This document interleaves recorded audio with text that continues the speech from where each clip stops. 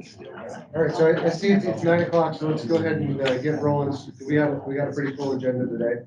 We'll kick it off with our DDFO to officially open the meeting.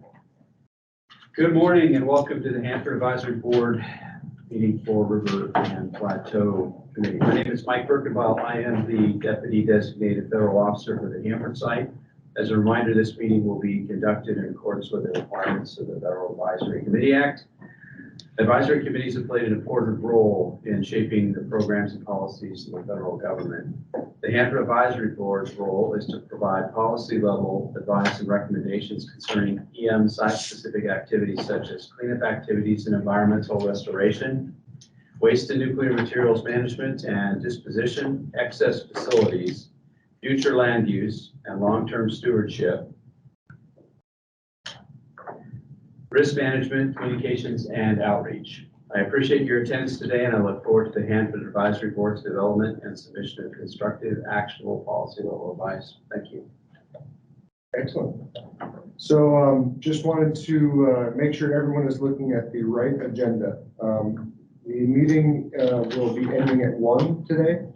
There's a little bit of confusion with the Outlook invite and the web page, but yeah, we're going to be finishing up at 1 today. So that agenda should be attached to the email that you got if you're not in the room, or it's up front if you are here. Welcome to everybody who's online and in the room. It's good to see everybody. We have a pretty full agenda with some great discussion topics about progress that's being made on the site and some new and interesting tools that are being used. I guess jumping right in, the first agenda topic is Ruth wants to say something. Ryan, do you want to do some logistical stuff? I've got a couple logistical things too. Yeah, sorry, just for the folks in the room, I know many of you have been here before for the last couple of meetings, but if you go outside down the hall, the restrooms are down there to the left.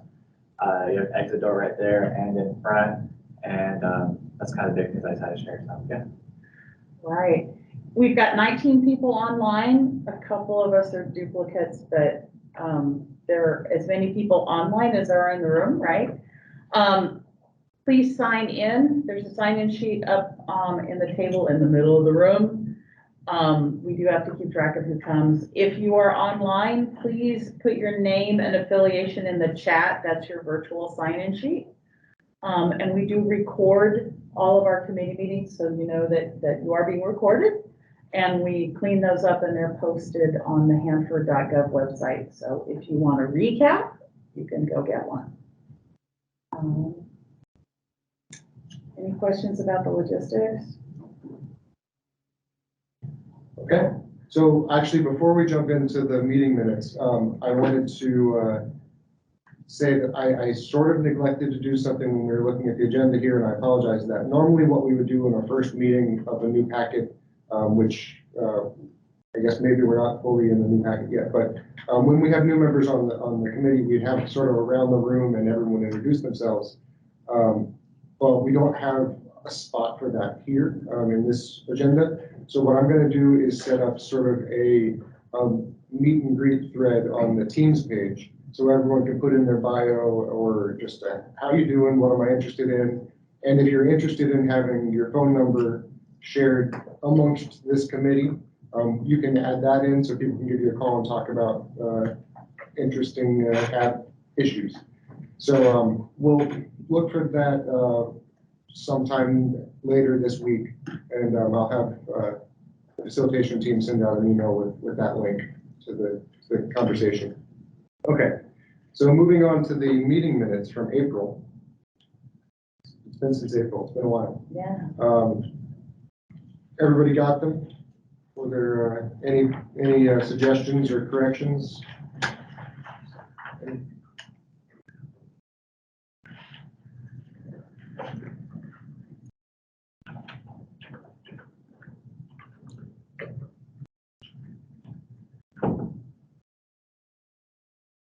Okay, so I guess anybody object to approving the meeting minutes? All right, so we'll approve the meeting minutes. That was easy. So also in the meeting packet, you'll see a little document that I throw together called the wrap sheet. And it is just a curated list of documents that I find interesting that hit the administrative record since our last meeting. So hopefully that's useful, and that it saves you some trouble of having to figure out which things that hit the administrative record are just lab results and which ones are actually like media reports. Results are interesting, but there's a lot of them, and if you don't know which well they're from, it can get tricky to figure out, what you're looking at. Okay. Here, what do we want to do for the next 9 minutes, or do we want to jump into the presentation? Ready to jump in? Okay. Ready to jump in. So with that, I guess I want to welcome Kate, and you can pronounce it. Ryan. To the 200 ZP1 groundwater operable unit optimization study. It's been underway for some time, and there's some progress, so that's awesome. Yeah. Welcome. So yes, I am Kate Amrine. I am with DOE Regional Operations Office in the Soil and Groundwater Division. And I just kind of wanted to talk about this. I know that there's some newer people on, and I know that there was some before, and I know EPA in the past has given a little blurb when we first started this up. And so this is kind of a good background, a good overview of why we're doing this study, what it kind of entails, and kind of a good news story, actually, with what we're doing here. So with that, we can go into the next slide.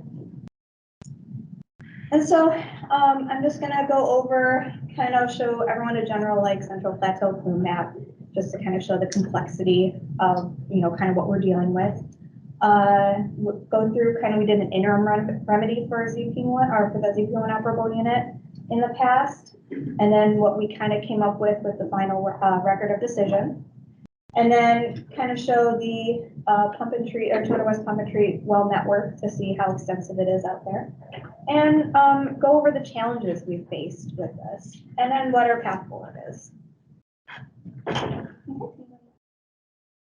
Okay, so here's our Central Plateau plume map, and really what I'm just going to highlight on here is that it's very complex. We have a lot of contaminants out there. A lot of them are commingled, so they overlap. And so it just presents just kind of an extra challenge to then clean them up.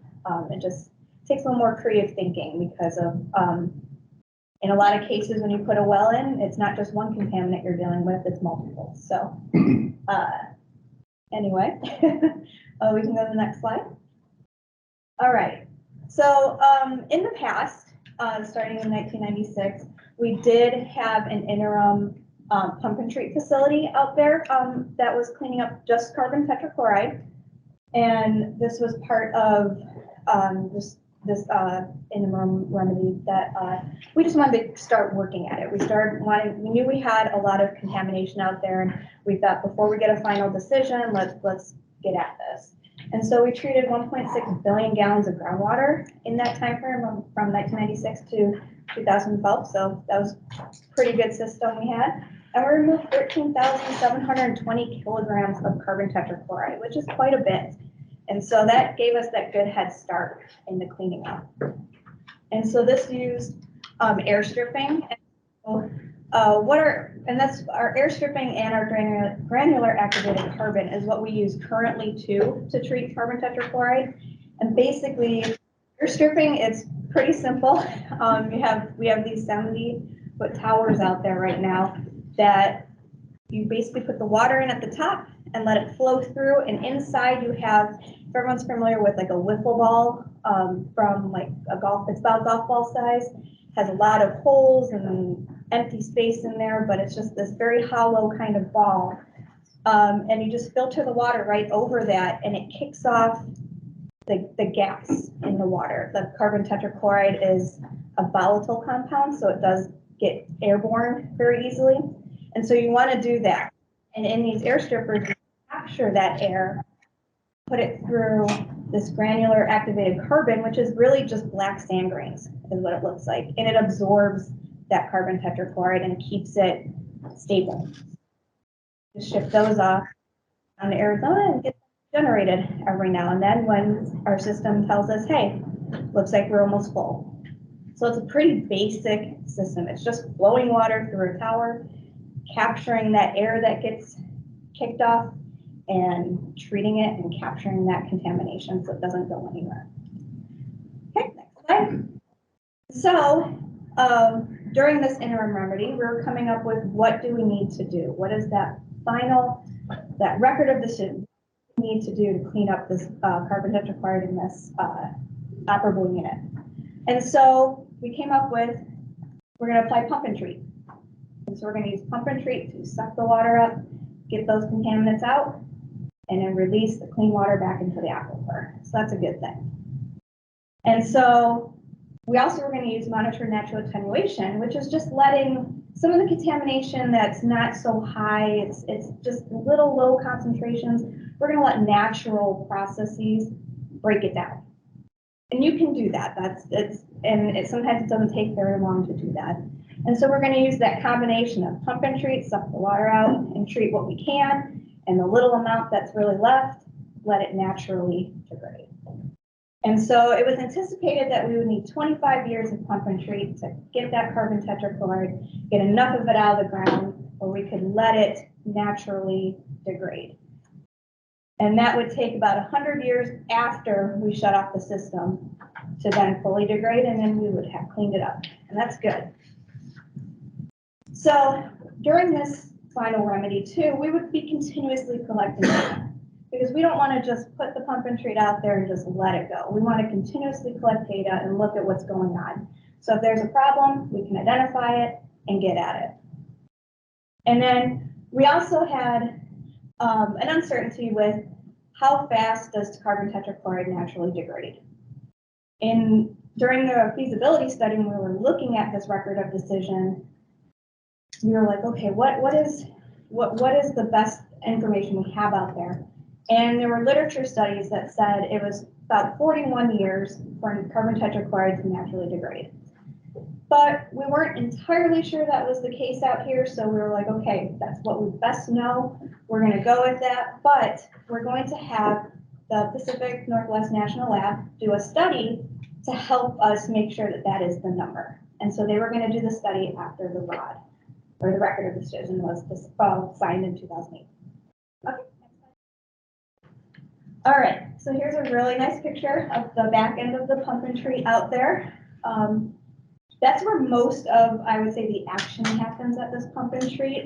Inside the facility, you just have a lot of pumps and piping, but outside is where you have the air stripping towers, which are those tall ones right in the center. We also have other components there that we were treating, other contaminants like nitrate.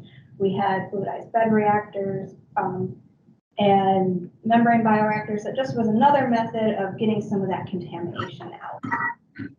But anyway, we can move on to the next slide. So here is our 200 West well network. So this is what we're using to help clean up a lot of the contamination, especially carbon tetrachloride. And so if you look, and it's a little hard to see on here, but we have these upside down triangles, and they're kind of this red color. And then inside we have these right side up triangles, and they're blue.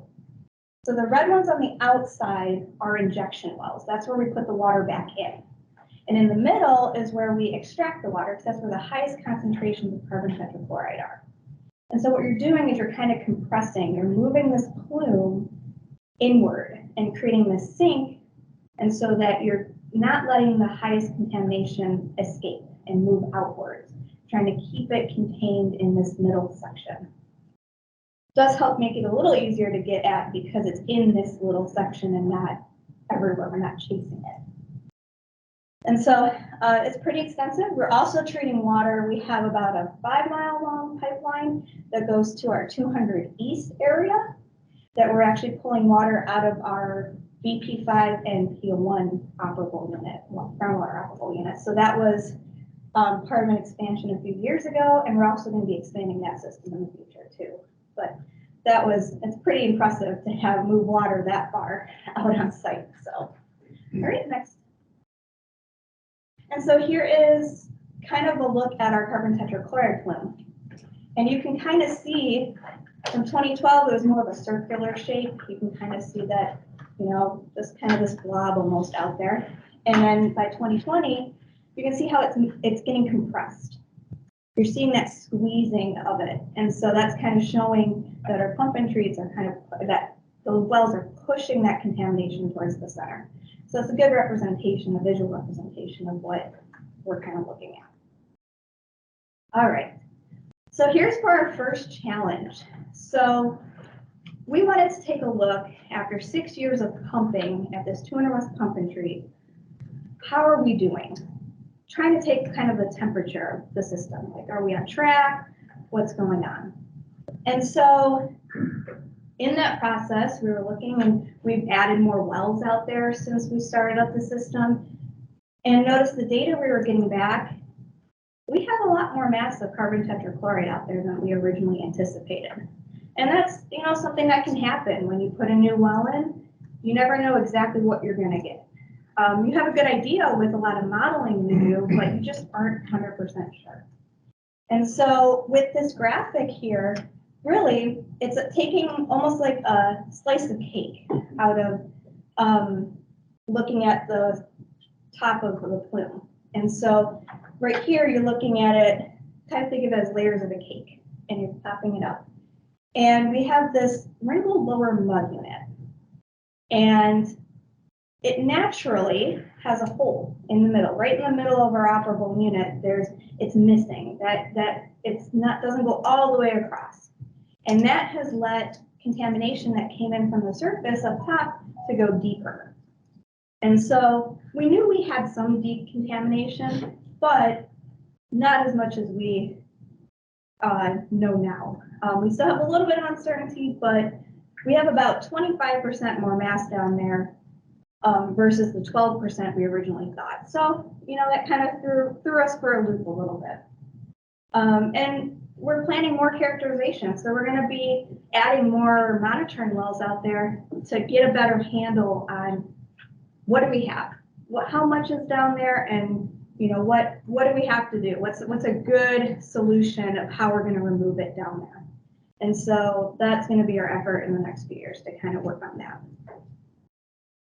And then our second challenge, and this one was definitely threw us for a loop, is also, so this is going back to that 41-year degradation half-life is what we call it, and how long it takes carbon tetrachloride to naturally degrade. So when P&L came back with their study, after I think it was about 4 years that it took them, they did Hanford specific conditions with our carbon tetrachloride, not looking at other lab studies that weren't familiar with Hanford. We took exactly what we're seeing in the groundwater, the temperatures, everything, and it came out to be 630 years instead. So that was, whoa, that was okay, what are we going to do here?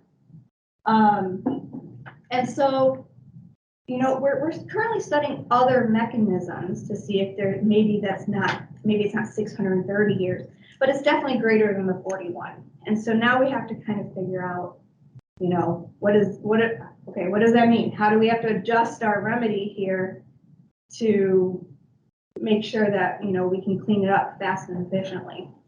And so this graphic here is kind of a good picture of, we pump and treat for 25 years, and then we let the carbon tetrachloride naturally degrade for 100. And the blue line on the bottom is our original assumption, the 41 years. And in that 100 years, we expected 80% of the mass to go away naturally. But with our new with the study that came out, and it's 630 years, it's that gray line now that we're looking at. Closer to that, we're only 10% of the mass is supposed to disappear in 100 years. And so that's a very big difference.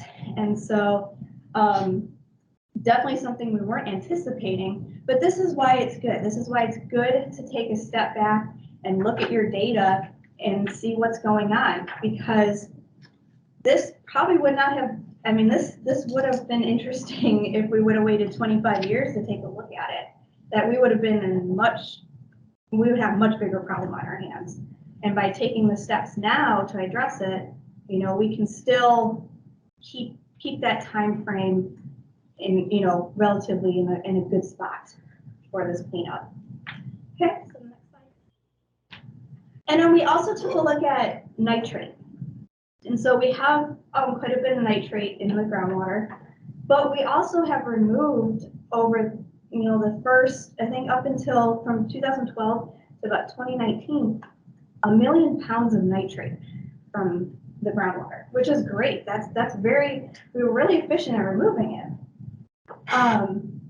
But we also did some modeling that, you know, we were kind of taking a look at it and go, wow, we might actually be able to let nitrate, because we remove so much, naturally degrade, and it will clean up within the time frame of a remedy. And so that's a really good news story of we were really efficient removing it. We might be able to transition to something a lot sooner than we thought. And, you know, that I'm pretty happy about that. And so, you know, suspending this nitrate too, suspending the treatment of it right now, you know, that would enable us to kind of really attack carbon tetrachloride, make that our really main focus. And also with treating of nitrate, we were finding a lot of algae buildup in our injection wells. And we had to continuously go out and clean them a lot. And it was kind of, you know, kind of got cumbersome after a while. It was a lot of time and effort to have to keep going and cleaning these wells, and it just wasn't very efficient.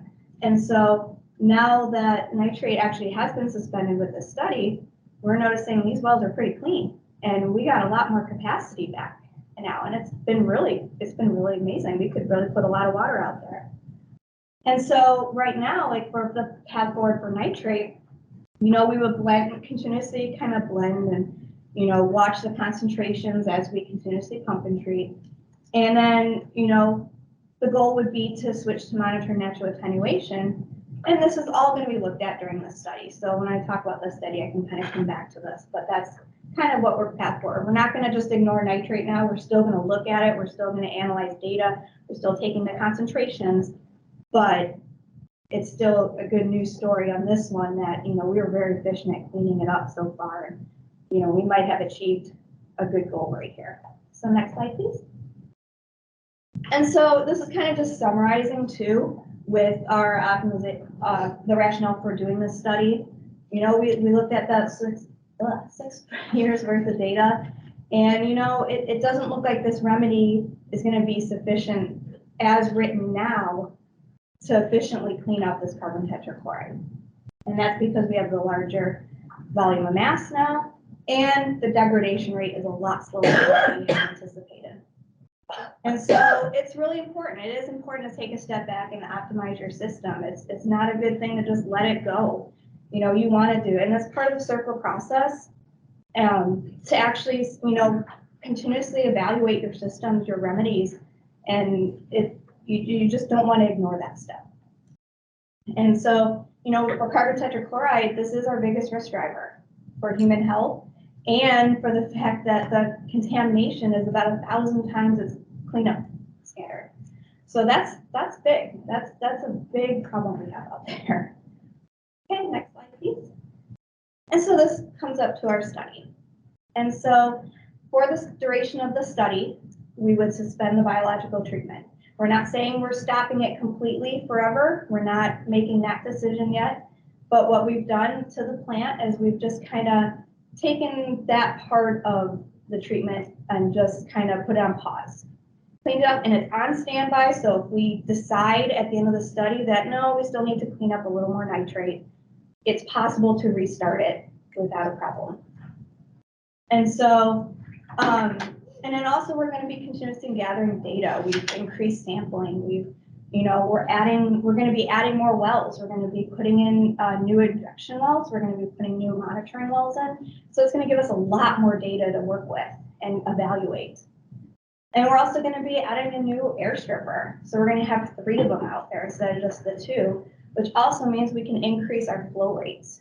And that's even more impressive is, we're gonna be increasing our flow rates out there by at least, I gotta do math in my head quickly, but it's over 1,000 gallons per minute from what we're doing right now, which is, we're gonna go from the 2,500 gallons per minute that we're pumping currently to 3,750. So that's a big increase, and that's gonna be exciting to get to that point. This also, the study too, it's supposed to be an iterative process. We're gonna be continuously looking at it too, and this document is supposed to be a living document, that if we're noticing that things need to be changed or shifted because of new data that comes in, then, that's what we're gonna do. We're not gonna this isn't just a plan and it's not meant to be changed. We're gonna be continuously looking at it to see if we need to make any tweaks here and there.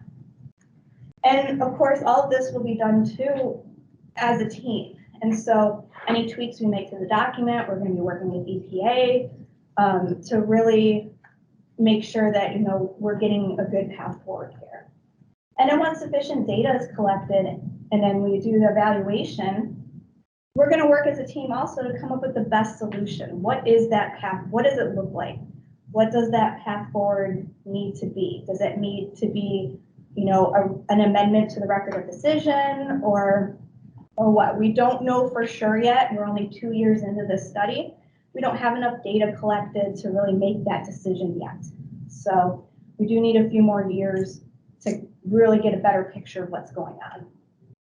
And then just as a side note too, there's no intention to change cleanup levels. That's not the whole point of this. The whole point is just how can we most efficiently clean up the carbon tetrachloride when we know it might take a little longer now from what we originally thought.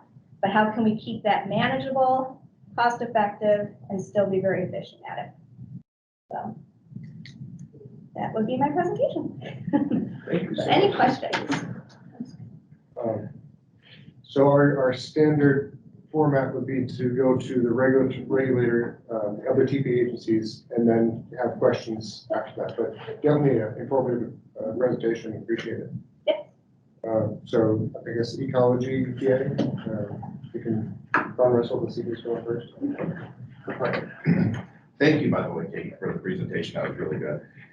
What Kate described was the adaptive management process that we used on the project, where you're constantly looking at data, reevaluating and making decisions. And this really, although it was a difficult discovery, when you find it, it's like, we found it early and we came up with a process, a tool to approach that problem.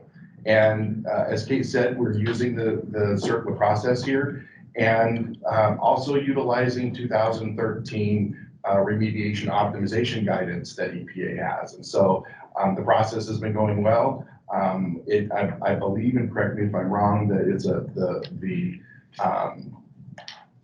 optimization study calls for a minimum of 6 years. So we're just a couple of years into that. So it's still early that, we're gathering data, but we're happy to see the project moving along the way that it is, and are looking forward to looking at data as it comes in and being fluid in our decision as we move forward. So. Can we have Nina for our perspective? Hey, everybody. I'm speaking to you from home. Ignore the background.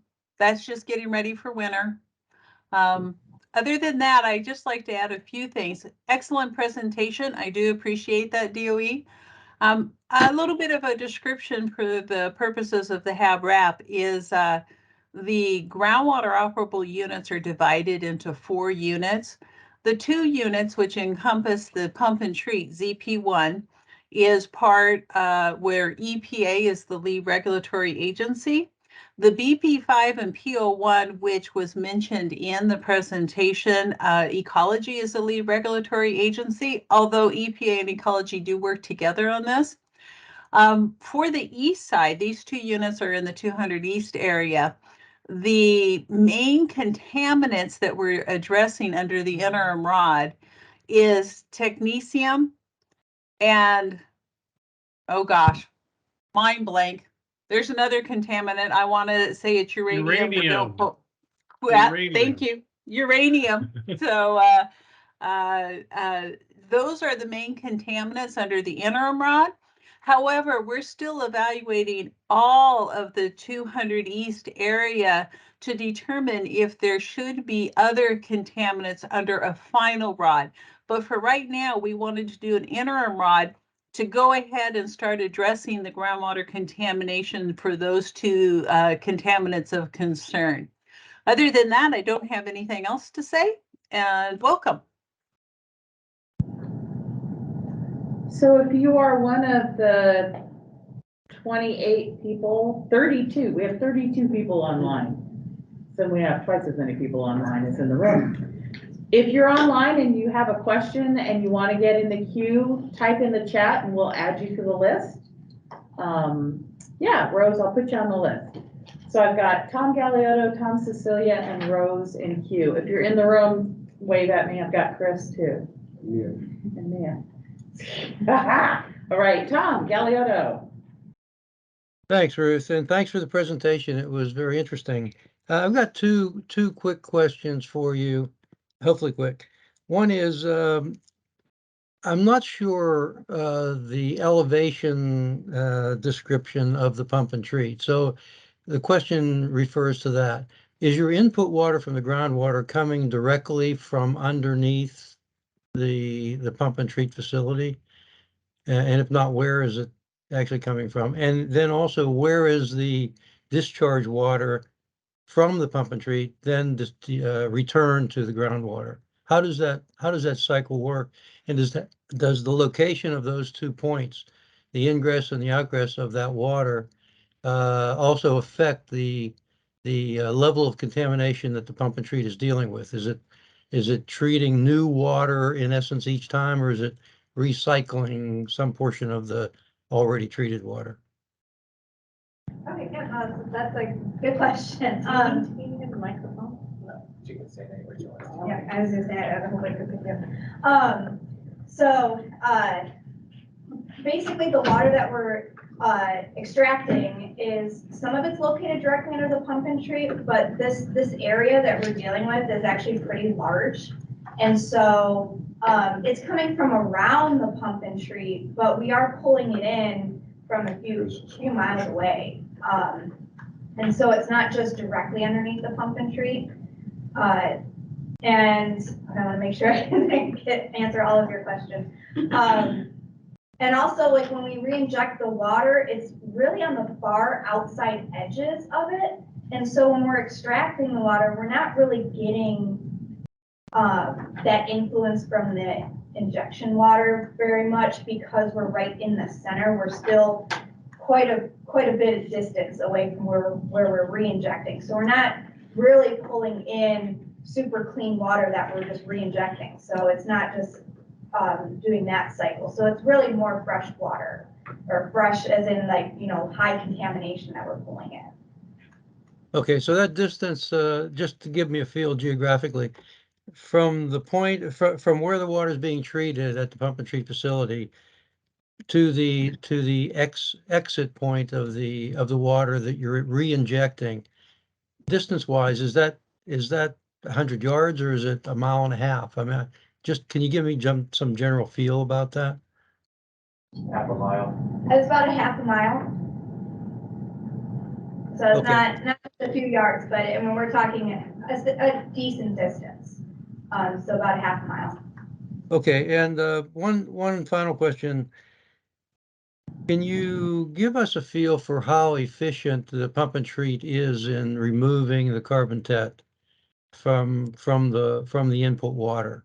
Is it 100% effective, which is of course doubtful, or is it 50%, or is it only a few percentage of the concentration of carbon tet that you're actually removing through each pass? So it's actually a single pass. So, you know, when we remove that water, it's only going through our system once.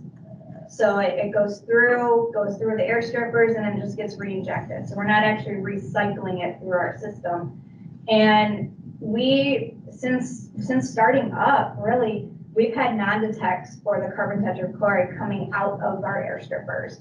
So it's actually really highly effective. The concentrations coming in are about like 300 parts per billion, and it's coming out well below the drinking water standard of 3.4.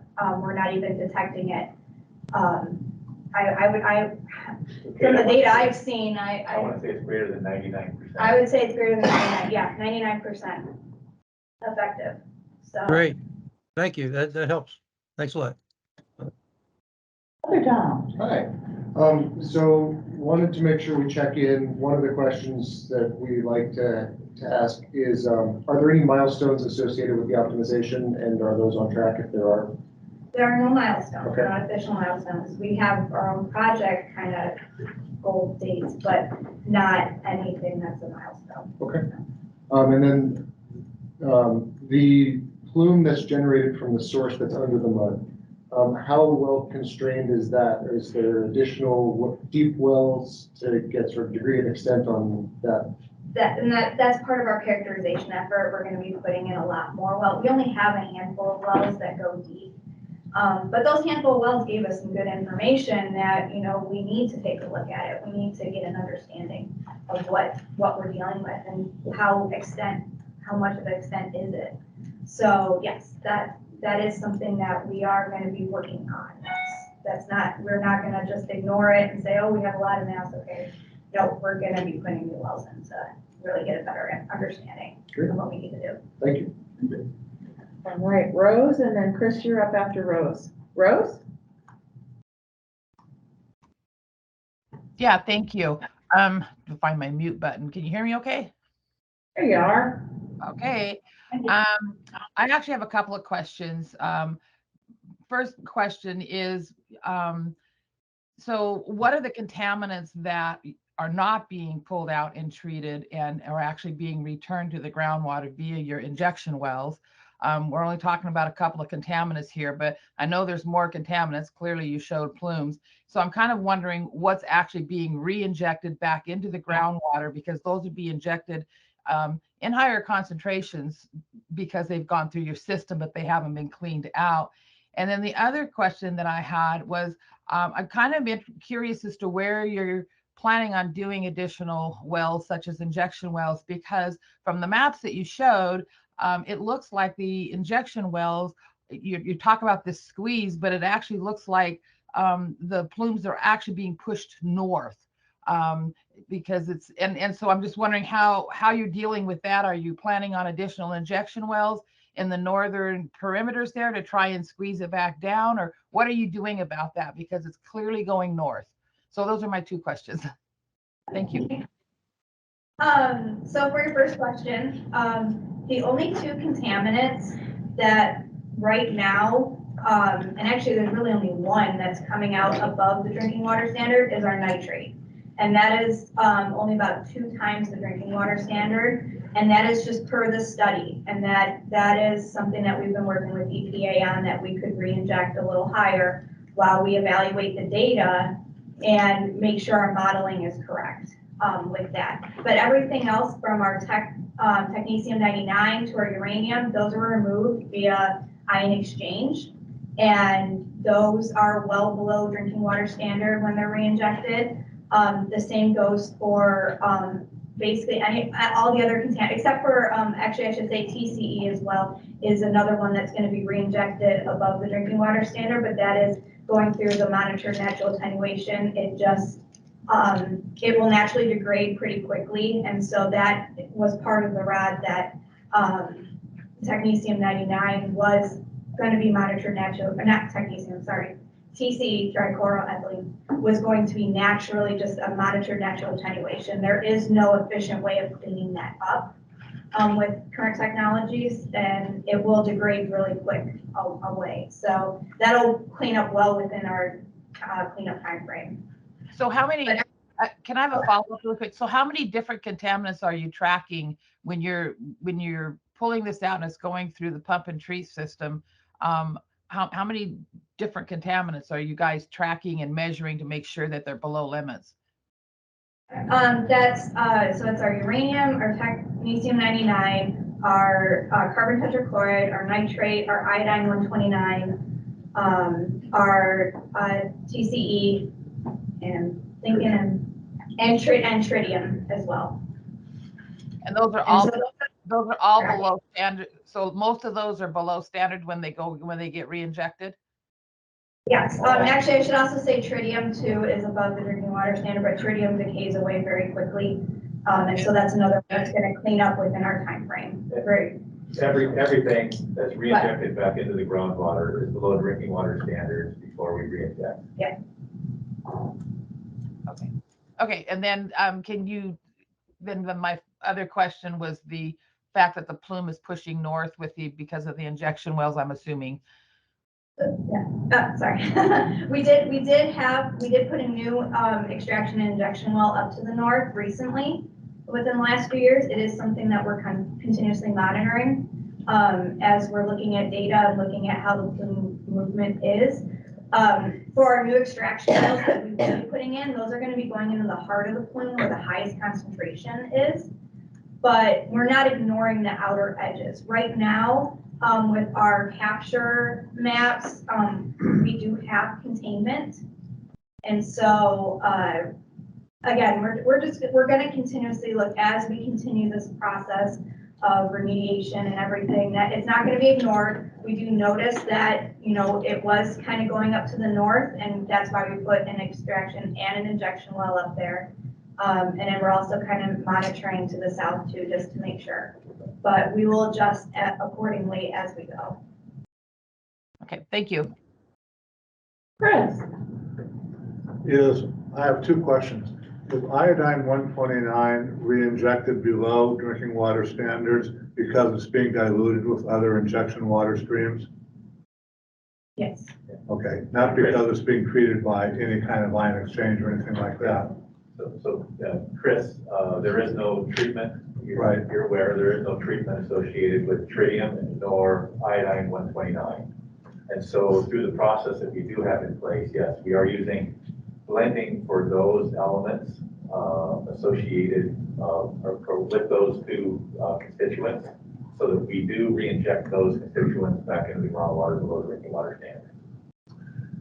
And my other question is, in the ROD, the 25-year time frame that you mentioned was to extract 95% of the carbon tet.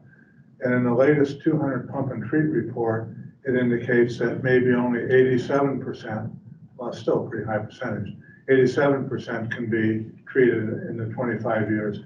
If you did nothing, do your studies indicate how much longer than 25 years it would take to get up to that 95%? We're currently evaluating that right now. That's why we're doing this study, is to understand that number. Okay, so that's not an early result yet. It's not, no, we're still early on yet that we really don't have a good understanding what that number will be. Thank you for helping answer the questions. Could you introduce yourself? I don't think everybody recognizes you. Yeah, I'm Jim Hansen with the Department of Energy. Thank you. We have a long history. I just want to make sure the new folks are knowing who we're talking to. Mia, you're next. Yeah, thank you for your presentation. I don't know if you mentioned this already, but when is the study going to be finished? Like what year? So we have a minimum of 6 years, but we do have an extension of an additional 2.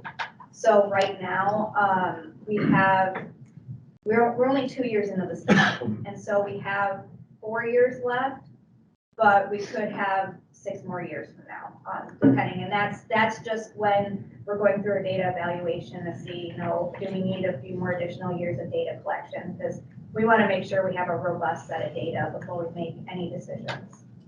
Okay, and another question I have is, you talked about currently studying other degradation mechanisms on site. Can you talk a little bit about those, or are they still in the process? It's still in the process. So there's 2 different, I didn't want to go too far because they want to get too technical with this, but you have 2 different types of degradation that naturally will break down a contaminant. You have abiotic, so that's not using any sort of microorganisms or anything to break it down, and then you have biotic, which uses those microorganisms.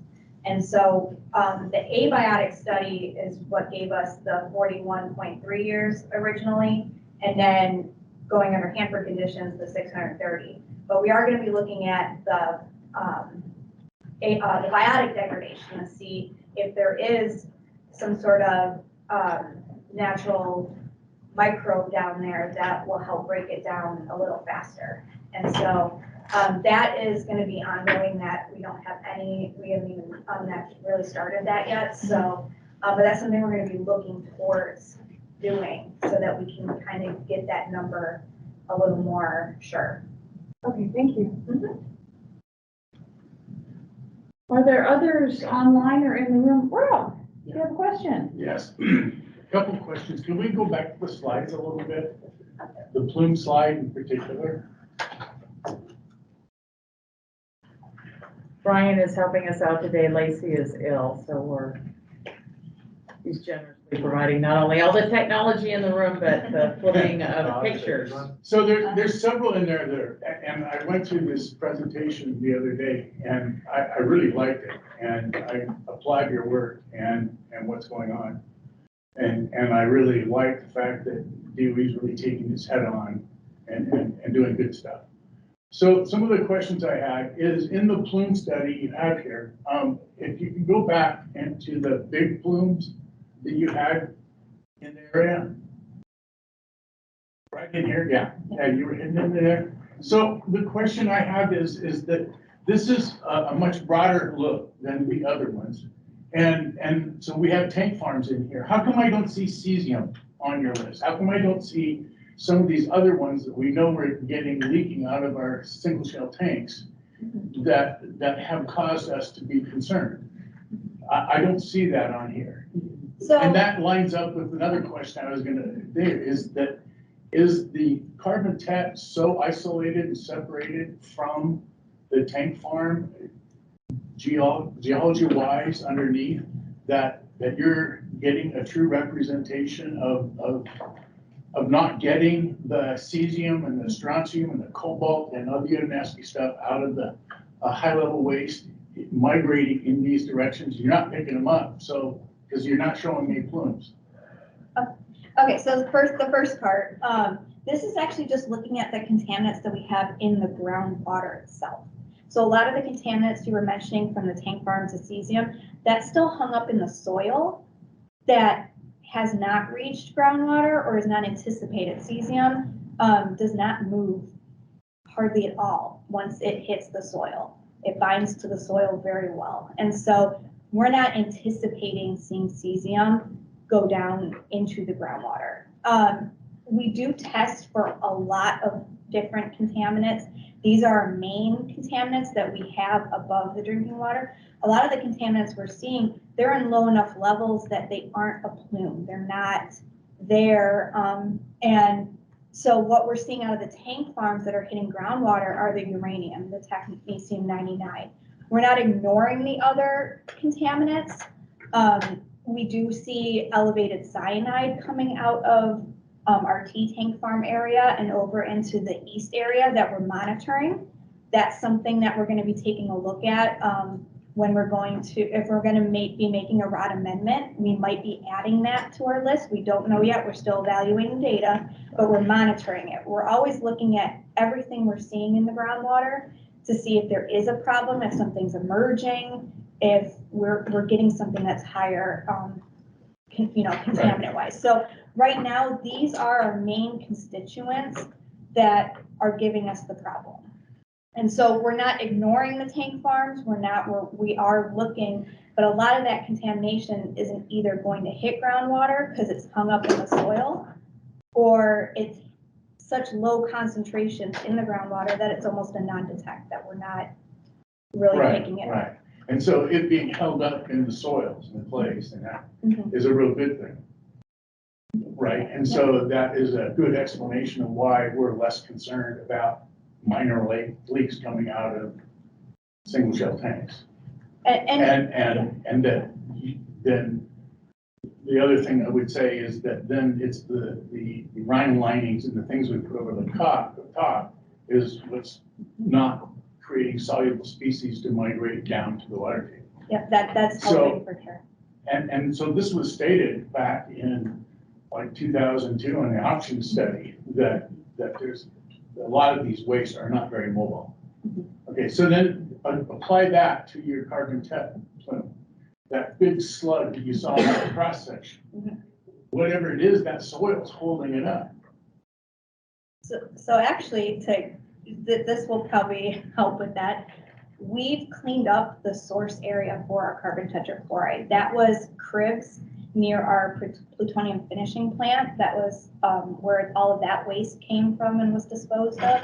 And we did soil vapor extraction that sucked that contamination out of the soils. And that was done before we even finalized our record of decision. Right. And so we cleaned up the source area. There's nothing left in the soils that will be migrating down into the groundwater. So what we're left with was in the production days when they were disposing of this waste, that big blob is what we're left with that got to groundwater.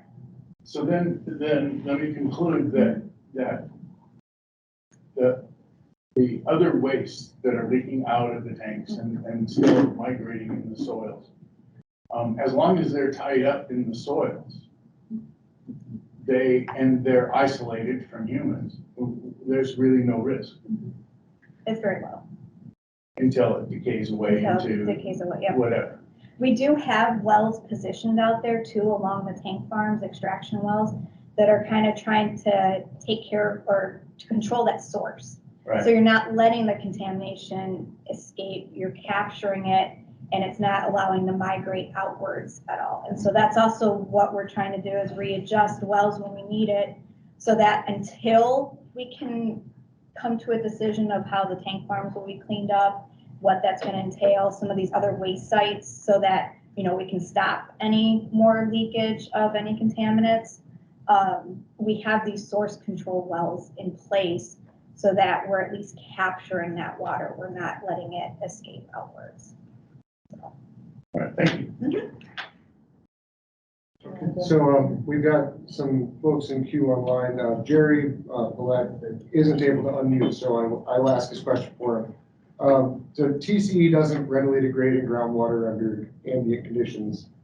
So what is the mechanism that you're relying on for natural attenuation there? And then the second part is, are you testing for PFAS and PFOAs and that type of compound? Okay, so our VOAs are going to be like the carbon tetrachloride and everything that we're dealing with now. The PFAS, that's something that I've recently been hearing that's starting to be looked at. We're not currently looking at that in our group, but I know that our environmental group is starting that process of kind of doing that evaluation, but it's very brand new. So it's not, you know, I can't speak to it too much. I just know that there are beginning discussions on it.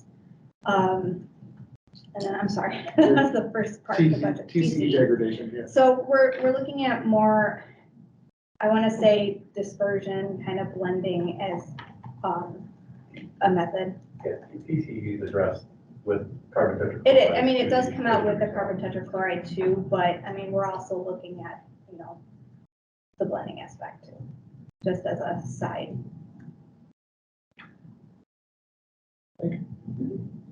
Could you, PFAS stands for, it's a quirky acronym. Perfluoroalkyl substances. Thank you. All right. Deep breath. John Price, do you want to ask your question or do you want us to read it for you? Oh, I can kind of paraphrase it. So at the DOE Pinellas plant, I think they had TCE and they found the so-called superbug that would eat the TCE. And you'd mentioned natural biodegradation. I just wondered whether you'd consider injecting other microbes that maybe could speed things up. Thanks. Yeah, we're constantly evaluating different methods of cleanup, especially when we're talking about, you know, waste site areas or in the soils. So I can't say that we're actively looking at it currently, but I know that, you know, it's something that we can take, you know, as we're going through this process of optimization and seeing what we can be more efficient, you know, it could come up, so.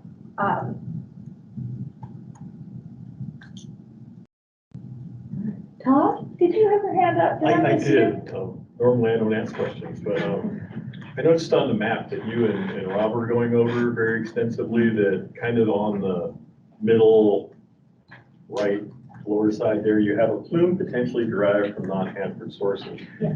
It looks like it's a trichloroethene plume, is that correct? It's actually hexavalent chromium. Okay, It's thank you. just highlighting. I guess I'm going colorblind. It's just to kind of highlight the area we're talking about, so. So is it just the round plume, I guess would be my first question there, that round circle, or does it also incorporate that great big blob? So it's commingled in that great big blob, but it's that area, that region, it's where the U.S. ecology That was my site next is. question. So You that's answered it's that, just is kind where of you think in it that came from. region. So, Okay. but I mean, it's all commingled. That it's all part of that big, but it's just highlighting that section of this area in particular is. Gotcha. Are you guys working with them at all to determine that source, or is it kind of a up in the air thing, or? We have gotten data from them because they have monitoring wells, and that's how we kind of saw that there might be some influence from elsewhere. Great, thank you. Are there other questions in the room, online? We've got 32 folks online and 22 in the room. That's a great presentation.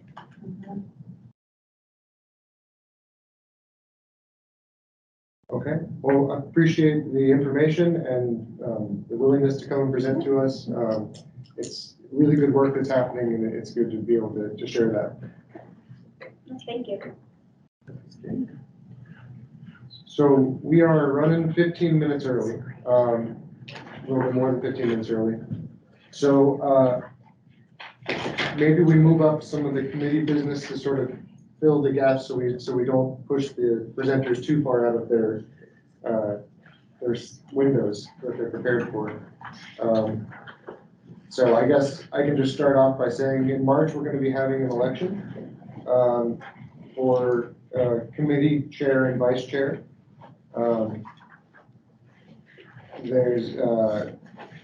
That happens, it's a one-year term, and we have, I'm serving as chair right now, and Larry Haler is as our interim vice chair because of the whole packet stuff and Jan stepping up to be board chair. So between now and March, if you're interested in running, if you want to know what level of deep effort it is, I'm available to talk to you about it. And if you have any interest in serving the board at a higher level of effort and rewards and responsibilities and all that stuff, yeah, throw your name in the ring. Or if you think you know someone who might be good at the job, or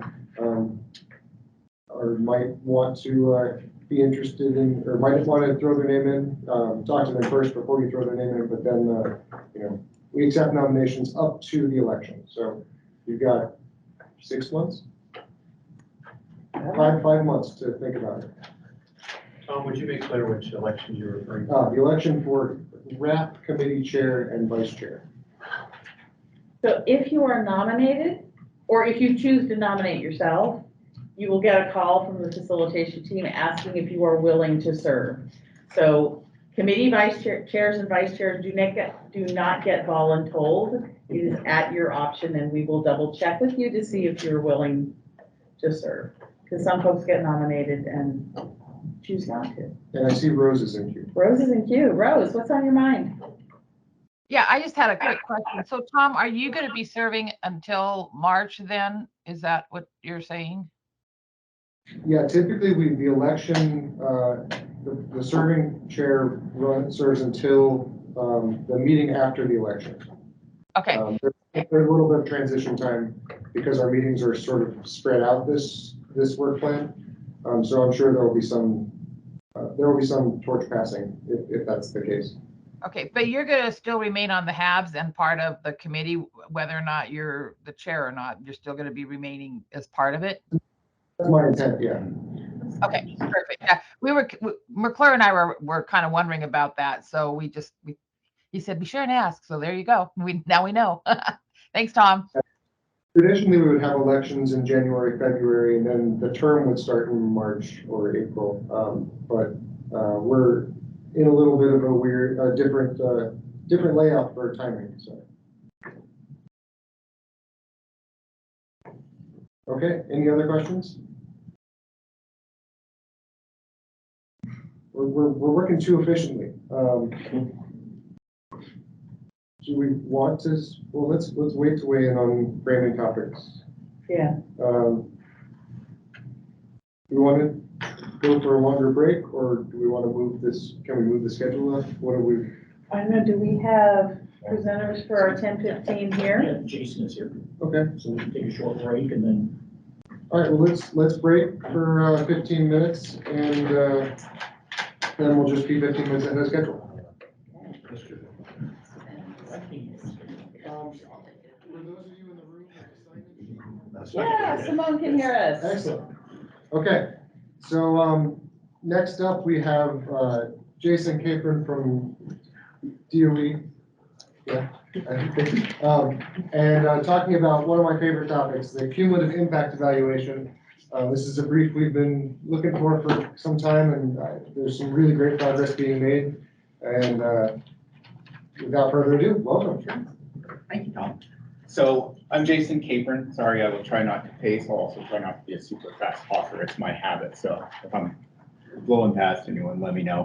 I'm going to point out real quick some folks I have in here just in case we get the discussion going. Doug Hildebrand is also with DOE Soil and Groundwater. He was the original father of the CIE, and I've been learning it under Doug and whatnot. Sarah Springer, sitting next to Doug, is our contractor program manager for the CIE. And sitting next to her is our modeling expert, Trevor Budge, just in case there's some questions that you guys have. I asked them to come along. So what I'm going to do is mostly just give an overview. Tom, you have the disadvantage of you've seen more detailed presentations from me on the CIE, but I thought for this audience, maybe I should just familiarize you first with what the CIE is, and then we can go from there on questions. So Ryan, if you can go ahead and click in. So I already kind of gave that overview. I'm really just here to give a high level overview of the CIE, just for your information, and I'll take questions at the end if I can. Otherwise, I will rapidly derail myself. So, okay, so top level, what the CIE is, I will try not to acronym too much, cumulative impact evaluation, but I'm going to keep using that one. The CIE, we're just taking a look at the fact that on the Central Plateau, this is a conceptual representation, but on the Central Plateau, there was cribs that had releases, there was tanks that had releases, there's facilities, there's different sources of releases on the plateau, and they don't stay in their own neat little box. They interact with each other, they commingle, and those contaminant releases go down through the vadose zone at varying degrees, and then they commingle further in the groundwater. That's a complex system going on in a piece of territory, and we've long ago known that we needed a model set that could look at those complexities, because when we look at administrative divisions that we work with in decision-making, they can be a little bit like, oh, this is just this operable unit. This is this tank farm. The goal of the cumulative impact evaluation is to be able to look at things holistically. Is how do those pieces fit together of all these plumes and these contaminant pieces? We need a modeling tool set that can look at what if we do this here? What's that do over here? How does this all interrelate with each other? So that's really all the cumulative impact evaluation is. I'm going to emphasize that it's a model tool set. It's a tool set that lets us interrogate those kind of questions. It's not an end product. It's a tool that we can use to evaluate a lot of different things, but that's the basic question, what it's trying to answer. Next one for me, Ryan. So again, kind of touched on that. This was something, this is all the tri-party agencies for a long time have been saying we need ways to be able to address those multiple contaminant plumes and the way that plumes interact with each other in decision making. So this was something that all the parties were really interested in. And I again want to emphasize that this is just a decision support tool. Just like any model, we use it to help our decision making process. Those actual decisions still go through their respective processes. My specialty is CERCLA, so I will tend to emphasize CERCLA, but they still go through their respective decision processes and get documented there. So just like any model that's been used at Hanford, applications of the CIE are going to be documented as a modeling tool set and included in the appropriate decision documentation. CIE is not a standalone entity. It's part of a decision framework. So because I saw this as a framing question and it's a question I get from some folks, I'm going to speak to this up front. It may seem a little bit jarring for others as I hear, what's the relationship between the composite analysis and the CIE?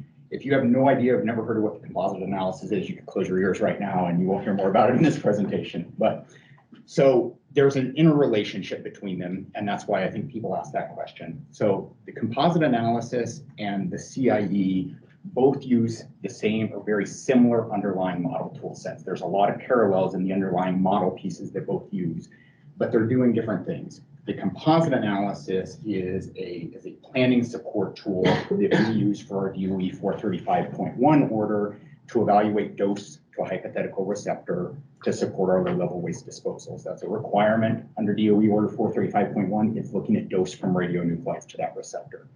The CIE uses many of the same models, but it takes it further steps and does additional things to look at future groundwater contaminations from chemicals and radionuclides, but we're looking at concentrations, not dose basis.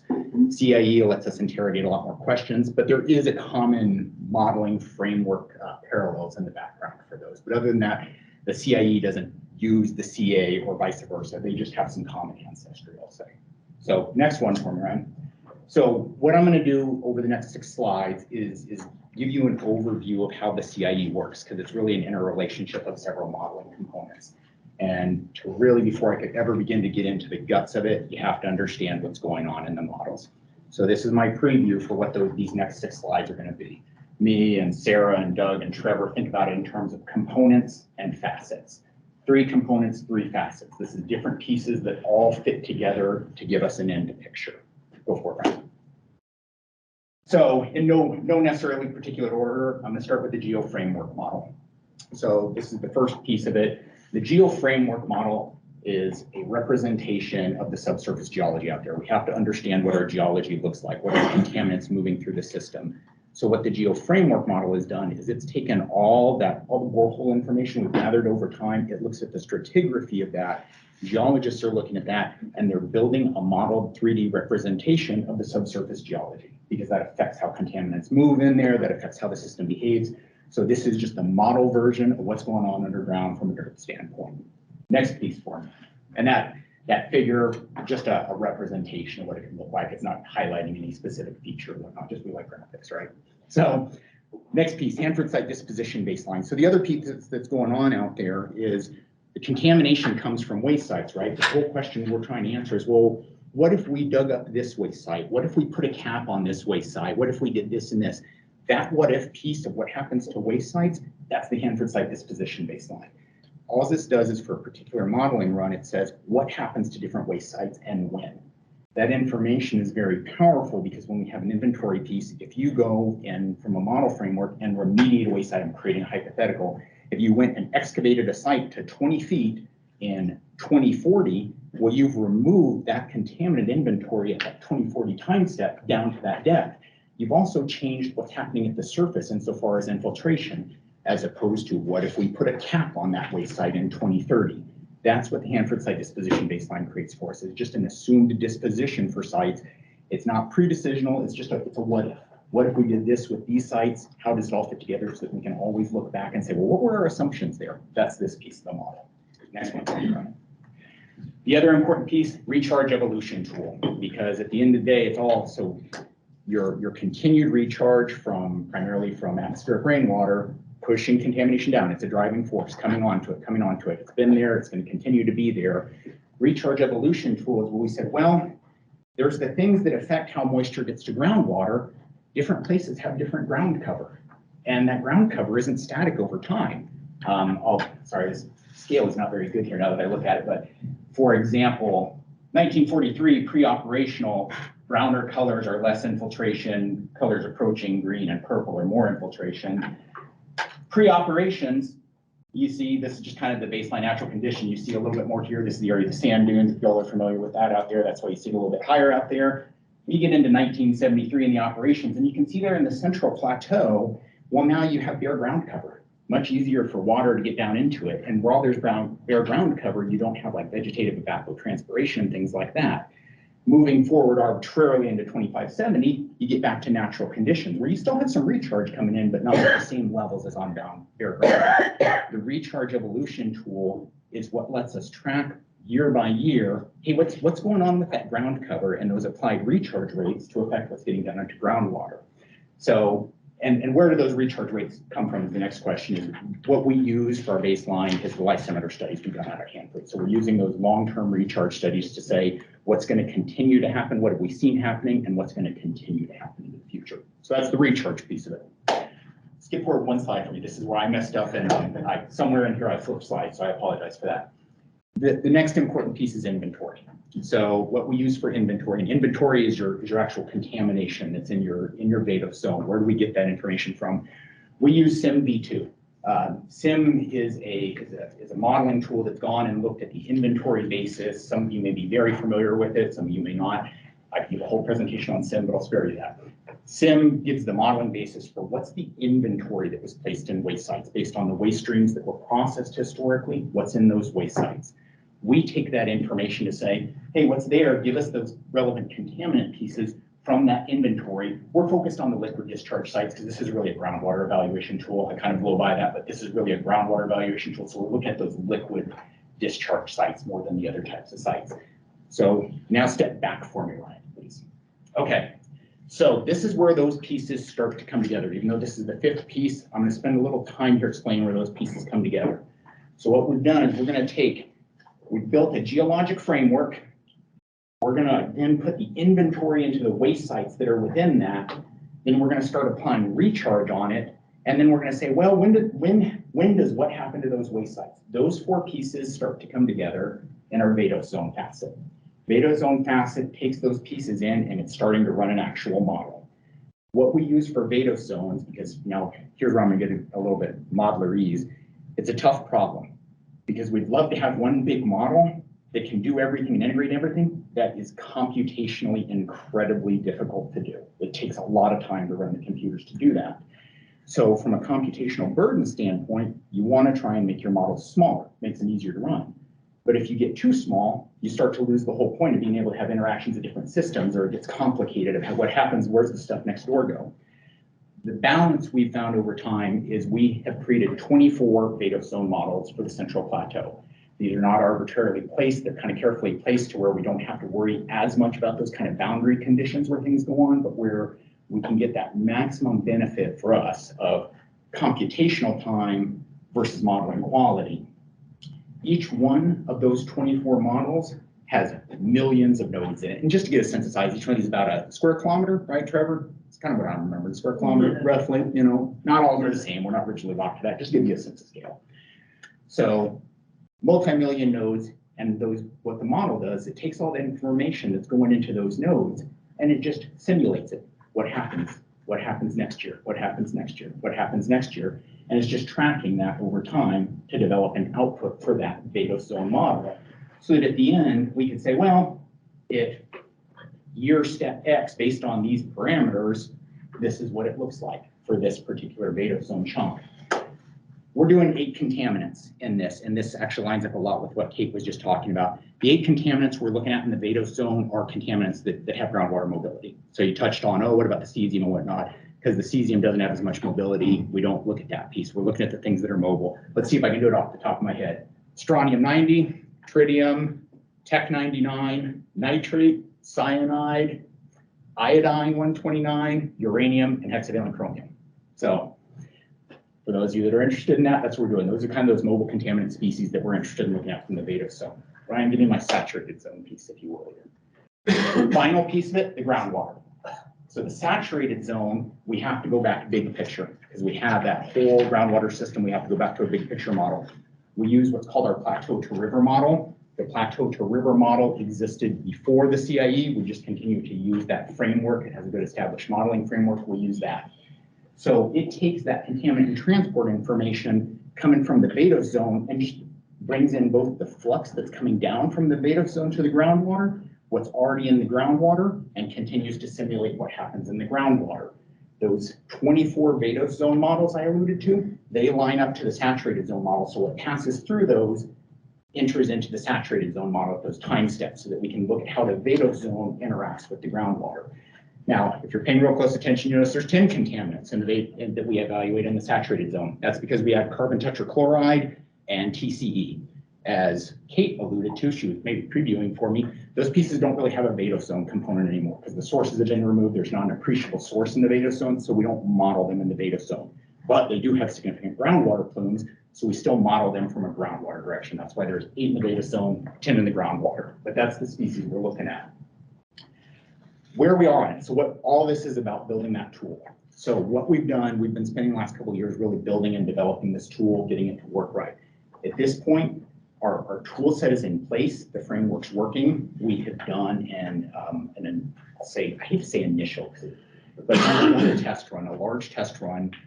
We call it the no further action scenario. In retrospect, I wish we would have called it the no further decision scenario. This was run as a test case where we said, what if we just took the existing decisions that are out there for tank farms, facilities, waste sites, and we did nothing else, just what if, so that we can run the model and test and see what it does.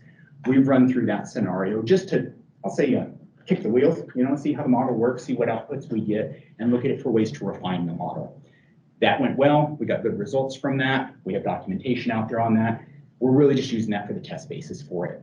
We've started using the model or pieces of the model. Right now, I'm also working with planning the characterization for the west area and east area waste sites. This model gives us a tool that I can bring in that I can say, okay, based on that model, where are my uncertainties? Where should I focus my efforts for characterization? Where can I get bang for my buck? That's the type of thing we're using the model for right now. We will continue to use it for other applications like that. I highlight it for WA1 and EA1 because we've already started using it there to be able to look and go like, well, where do we need to focus our efforts for characterization? Because at the end of the day, a model is simulating your conditions based on what you know, and you need to address where your uncertainties are and where you may want to get more data and how you focus that. I really want to emphasize the CIE is a living tool set. This is not an end point that we come to a stop point and go, okay, we're done. This is a model tool set that we're going to keep using. So we have a continuous maintenance cycle where we're looking at refinements and enhancements as we get information saying, okay, what can we do to improve the integrity of the model, improve the representativeness of it? That's going to be an ongoing process. So I hope in the future, I'll be here talking with you more about like, oh, well, this is what we're doing with the CIE now, because it's not an endpoint. There's not a report I can tell you, oh, go read this. You're going to see it expressing in various decision documents and whatnot. This is the underlying model framework. So that's my very, very fast overview of the CIE that I'm sure produces a lot of questions, but I'll quit yammering there. Hopefully that makes some sense. So as is our tradition, we'll move to the other TPA agencies for perspective, and then we'll jump into questions. So since EPA went first last time, we want to put a comment. Sure, yeah, we have Nina with us again. Hey, everyone, again. I just wanted to say that DOE and the contractors have done an excellent job with involving the regulatory agencies in this whole process. And I was really impressed that when it was initially starting, we had submitted several questions and suggestions for improving the process. And the contractor, modeling contractor, really took our questions to heart and actually made changes to how they were doing certain things. And so we really appreciate the really good working relationship that we have with DOE and the modeling contractor. I'll let EPA give their input. Thank you. Hi, this is Craig Cameron with EPA. Yeah, I wanted to thank Jason for the really great presentation. I think that really hit a nice level of detail, and hopefully it was meaningful for people.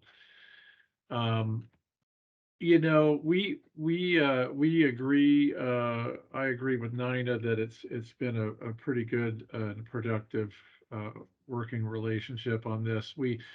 We have also appreciated being able to tag along a couple different times on a peer review that they had done, and the peer reviewers seemed to be very knowledgeable and had a lot of good questions that the team worked hard to answer, and it seemed like people were pretty satisfied with where things were headed. So we're happy about it. We just want to see it start to be used to answer not only the point that Jason made about, figuring out where we might want to take some samples or do some characterization, but also evaluating what's going to happen if we don't do anything, and evaluating the feasibility of different alternatives and how they might interact. And so we're looking forward to having it be applied directly to answering questions that we need to answer to get on with the cleanup of the different OUs in the 200 area. So that's pretty much what I had to say. All right. If you're online with us, let me know in chat if you want to ask a question. Oh, that was a long question. I've got John Price, Tom Cecilia, and Jerry Paulette. John and Jacob. Hey, Jason, thanks for the presentation. You referred to the recharge rates being based on lysimeter data, and that reflects conditions in the past. EPA and Ecology have guidance out about building climate resiliency into remedies. So I wonder if you could talk about whether you're looking at different recharge rates in the future based on climate change. Thanks. Sure. Great question, John. The model absolutely has the capability to do it. At the end of the day, recharge is a parameterization, and climate change would primarily express its most meaningful impact would be on recharge. So that baseline scenario we ran that I showed the recharge evolution tool for, was just based on current rates carried forward. But the modeling tool absolutely has the capability to evaluate the sensitivity. You could play a what if on climate of what if there was less recharge, what if there was more recharge. The capability is there in the tool for it. There's not a specific plan on it, John, but it's very easy to do that kind of sensitivity simulation with a tool like this. It just depends the scale we do it. All right. I have Tom and then Jerry online. We may have to read Jerry's question. Tom? Repeat question. Are there any milestones associated with the CIE yet, or? No, not directly tied to the CIE. And then, but caveat, Tom, obviously it's a model tool that supports other milestones, not directly to the. Yeah, this is Craig. I just want to say there is a little bit of, potential interface there with regard to what's done under the revised work plan for WA1 and BC1, because we have some things that we want to further look into for the BC Cribs and Trenches area. So there could be something tied in a sense, but it's not explicitly mentioned in the milestone. Thanks. And the second question, that's a lot of nodes. So when you make a change, if someone installs a new boring and gets new data and the geoframework changes, how long does it take to resolve that through the system? Great question. So depends when we do a run, because it's not a tool that's like, oh, it just updates it. It requires a run. So like on something like a geoframework, we don't do a geoframework update for every borehole that goes out there. We do it at some level of periodicity to bring it out. Once the new geoframework is available, then it's just available. We don't retroactively patch it into the run, but future runs can grab that piece. The nice part is because there's a computational framework there and it's so modular, you can always fingerprint back to what you did a modeling run for, which is what's really important for me, because if we start looking at runs like, well, what did we use for that run? What did we use for that run? But basically, as you get new information, it's available for the next run of the larger model to use. So same thing when you get if you got a piece of characterization data, it doesn't necessarily immediately update the model, but if you got a characterization piece, I'm going to create a hypothetical. It's like, well, that really improves our understanding in this area, and this could improve this and this. We can look at how that works in to affect the question that the model is being used for there. But it's not an automatic process. So it could be very quick, or it could take a while, depending on what the larger decision you're asking the model is. And once you click the button, how long does the run take? Run takes a few days, Trevor.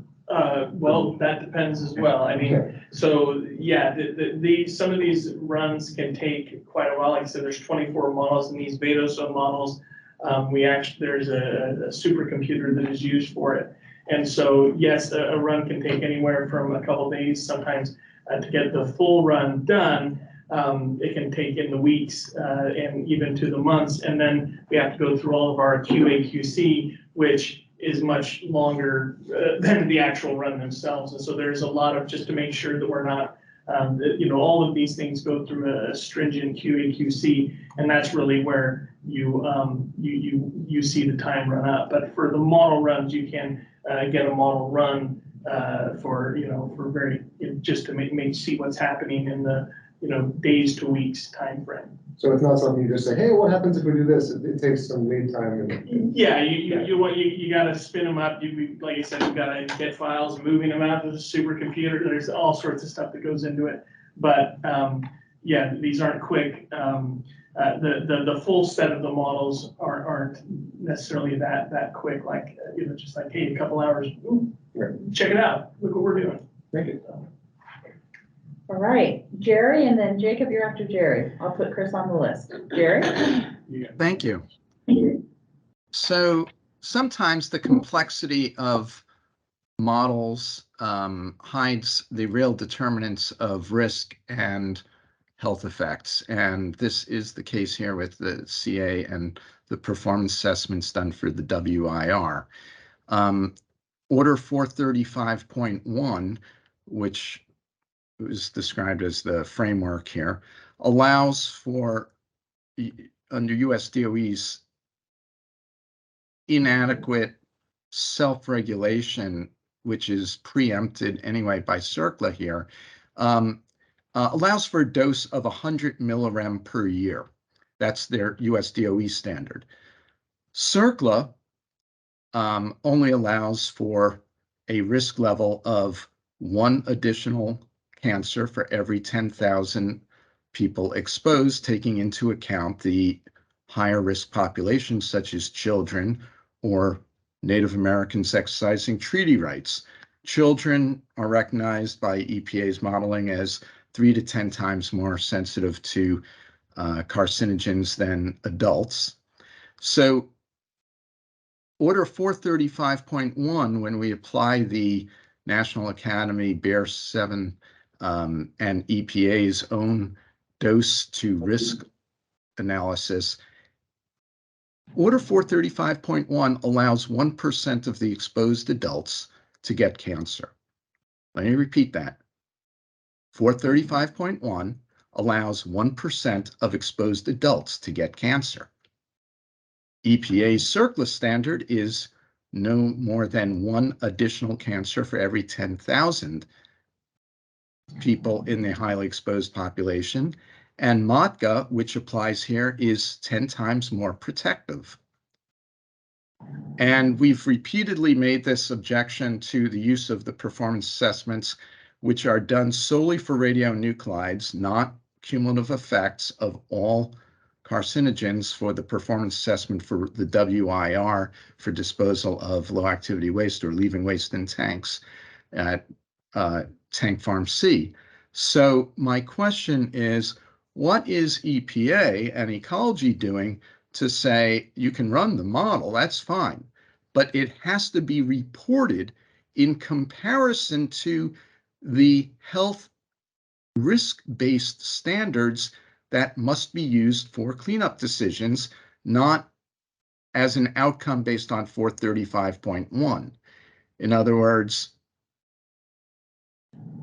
after we'll take this model and we'll run it, but we have to compare it to the highly exposed population with the CERCLA standards and the MOTGA standards, which EPA, as I wrote, has issued formal guidance that says you are not even allowed to use anymore a dose-based standard at a federal facility.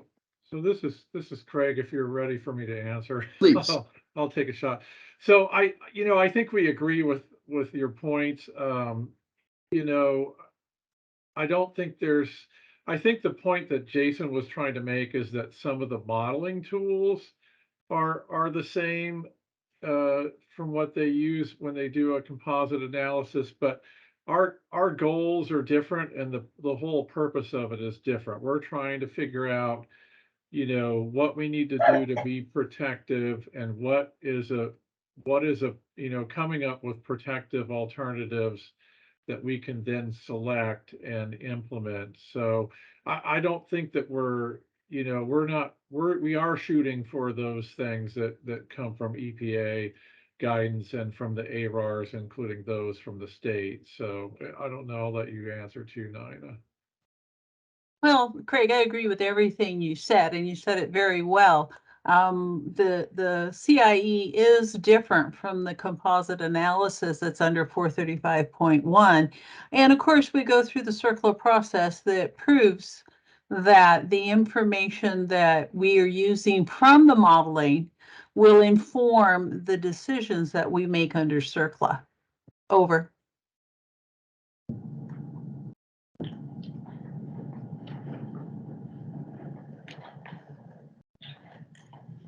Okay, I've got 5 people waiting to speak. Jacob, then Rob, Pam, Chris, and Shelley. So Jacob, you're up. So I'm Jacob. I may need your help helping me know what my real question is. So I hope, you'll give me a little bit of break. But so some parts of what you're presented, I'm intimately familiar with, and some I've never heard of before, just because of how I've interacted with things in the world. But my question is there any input or any aspect that you're using this to make regulatory decisions? Or are you just using this to predict where a decision you might make today might put you in a permitting space at some time in the future? Or is any of this actually an input to a decision, regulatory decision you make? We anticipate that it will be. So yes, using a model tool like this could be used in a couple of different regulatory decisions. As Craig alluded to, one is looking at something like in a feasibility study. When you're doing a feasibility study to decide what you're going to do for contamination in the Vado zone and how you're going to do it and how that interacts with the groundwater, you need a model to be able to look at that to say, well, what if we remediated it this way versus remediating it this way? You need the model to help be able to interrogate that and then support the regulatory decision you make. So it is absolutely a regulatory decision support tool.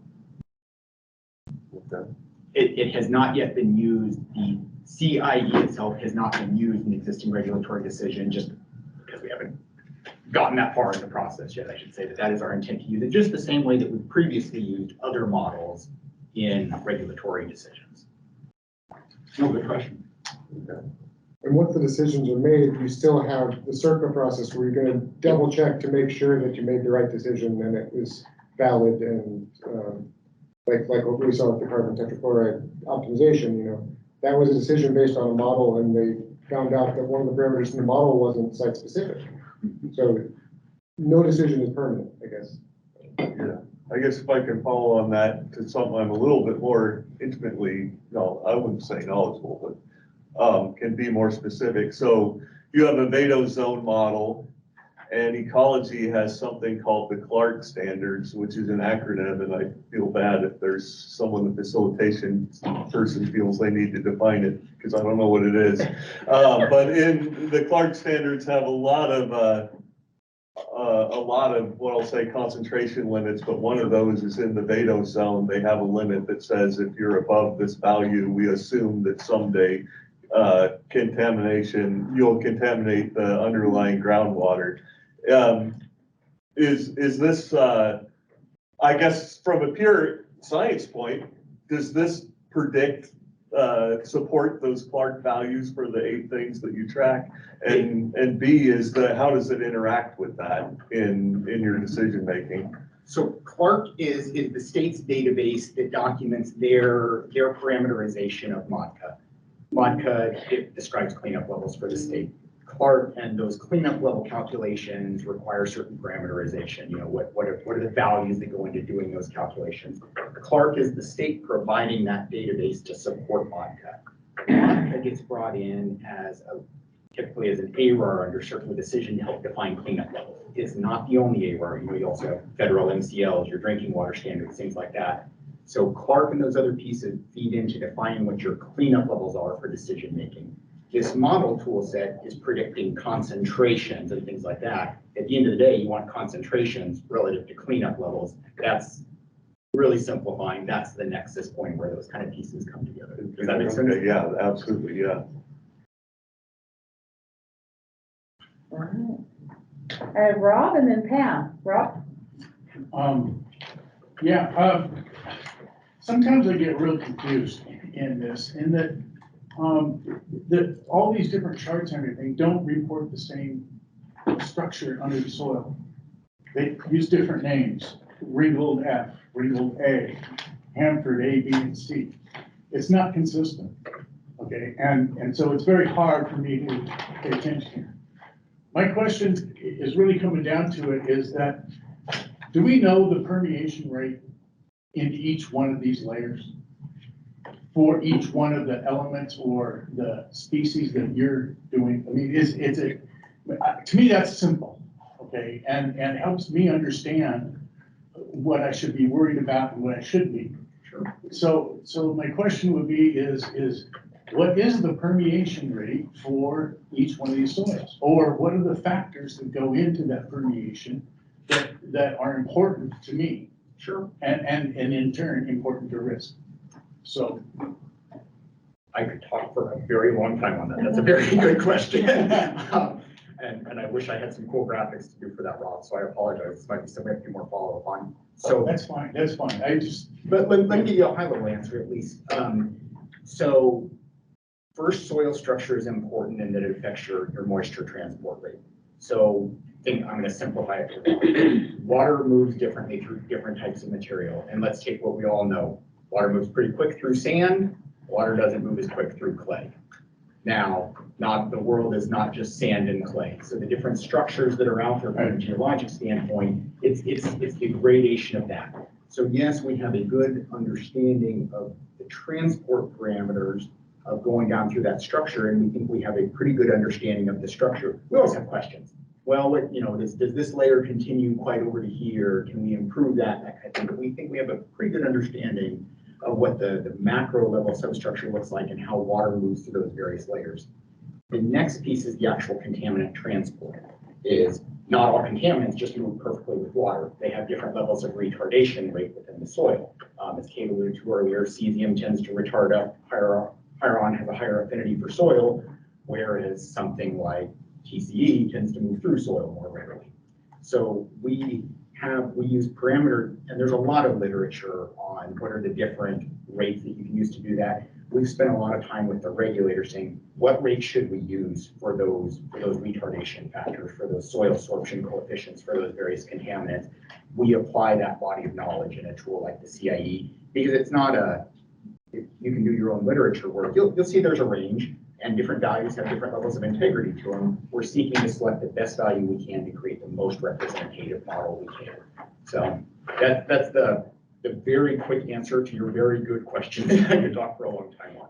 So then what I'd like to be able to conclude sometimes is looking at these consistently called out layers and say, well, once it gets to the salt, it kind of stops.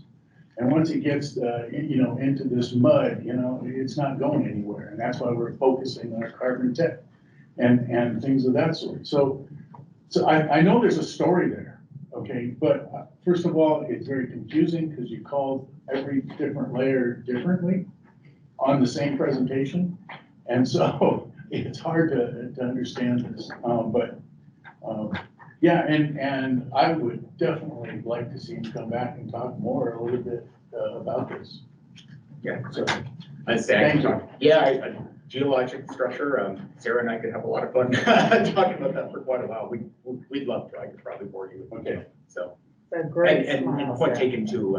Don't want to sow any confusion or whatnot. So we'll look at being sure naming conventions are the same. So. I know you have passion for the work you're doing, and it excites me that you guys are excited about it. Again, clarity is important. Absolutely. Thank you. All right, I have Pam, Chris, and Shelley and Q. Pam. Thank you for your presentation.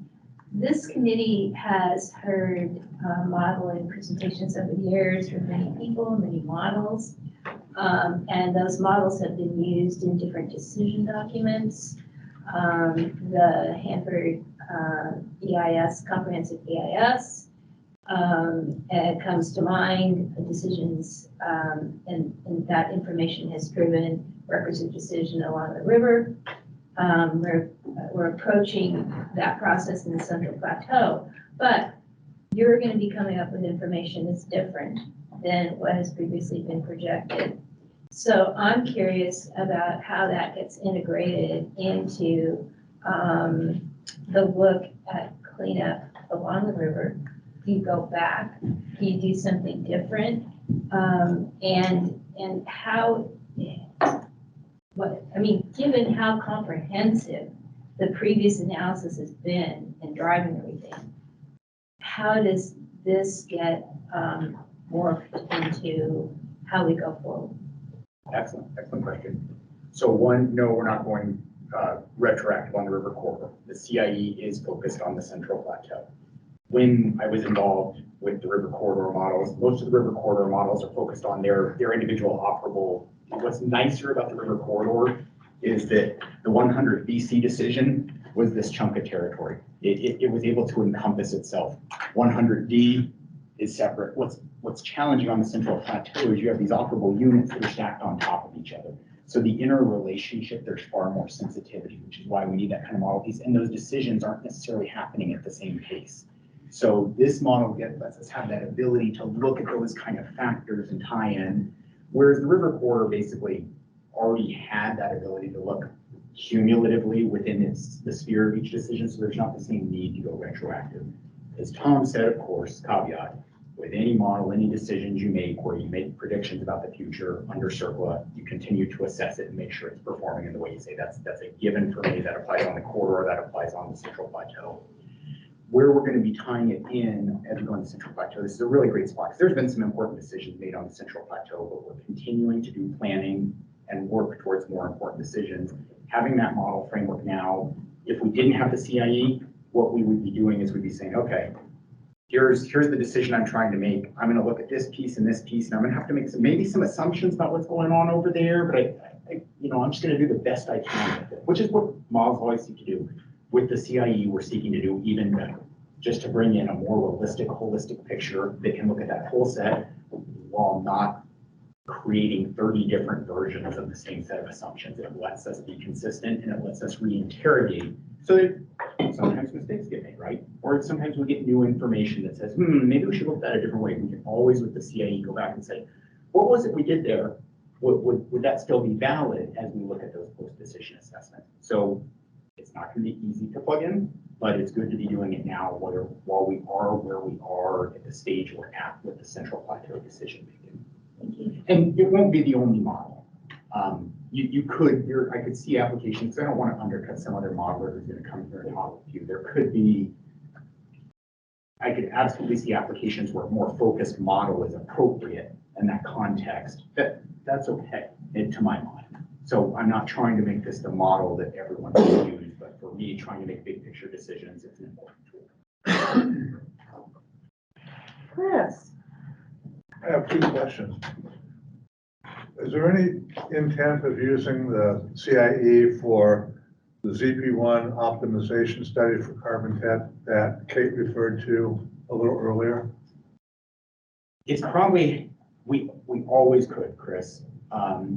With the optimization study, to a certain extent, it's really, the CIE is probably overkill. It's because we really could just focus within the context of the P2R model and the saturated zone piece. We don't need the other things that the CIE bring to bear to my immediate perspective, but that's absolutely something we can look at. If there's a piece there that me answering off the cuff there, like, do I need to feed that in? It has that capability. Okay, and the second one, can you tell us anything about possible preliminary results of using model for WA1? So where we used it for WA1, with WA1, we're trying to just plan, and we are revising our characterization plan to go out there to collect data, trying to focus where we get that data. I've mentioned bang for the buck. We want to go into our planning where we can get the most critical information so that we can keep the characterization process rolling. What we used the CIE model for was to help us look at our understanding of waste sites and said, which are the ones that matter the most, which are the ones where we have the most uncertainties, to help us focus which sites we emphasize characterization on, and to a lesser degree where we go and actually place those characterization goals. 6 years ago, We had a major task force ready to go to the field to start characterizing WA1. And we were going to take a very large number of boreholes with full-length cores from slightly below ground level down to various depths, measure the hydraulic conductivity and other parameters, large number of samples, full suite of analyses, and the analyses would have cost around $6 million themselves. Mhm. Have you been able to use preliminary results to say, well, we don't really need to take all these cores, we don't really need to take full-length cores, we can take grab samples, we don't really need to do this or that?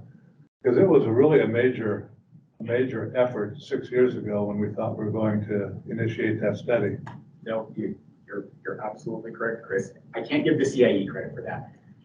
There was a good, it's an important piece of that, but there was an important discussion of just that between the tri-party agencies, and Craig gets a lot of the credit there to say, hey, given the level of cost of characterization that's going to occur, where can we focus this so that we can get out and get a plan that's implementable and go get the most value return? That's what we're working on right now for WA1 is, can we get the same type of information we need to support a decision or to support an actionable decision by focusing our characterization efforts more intelligently?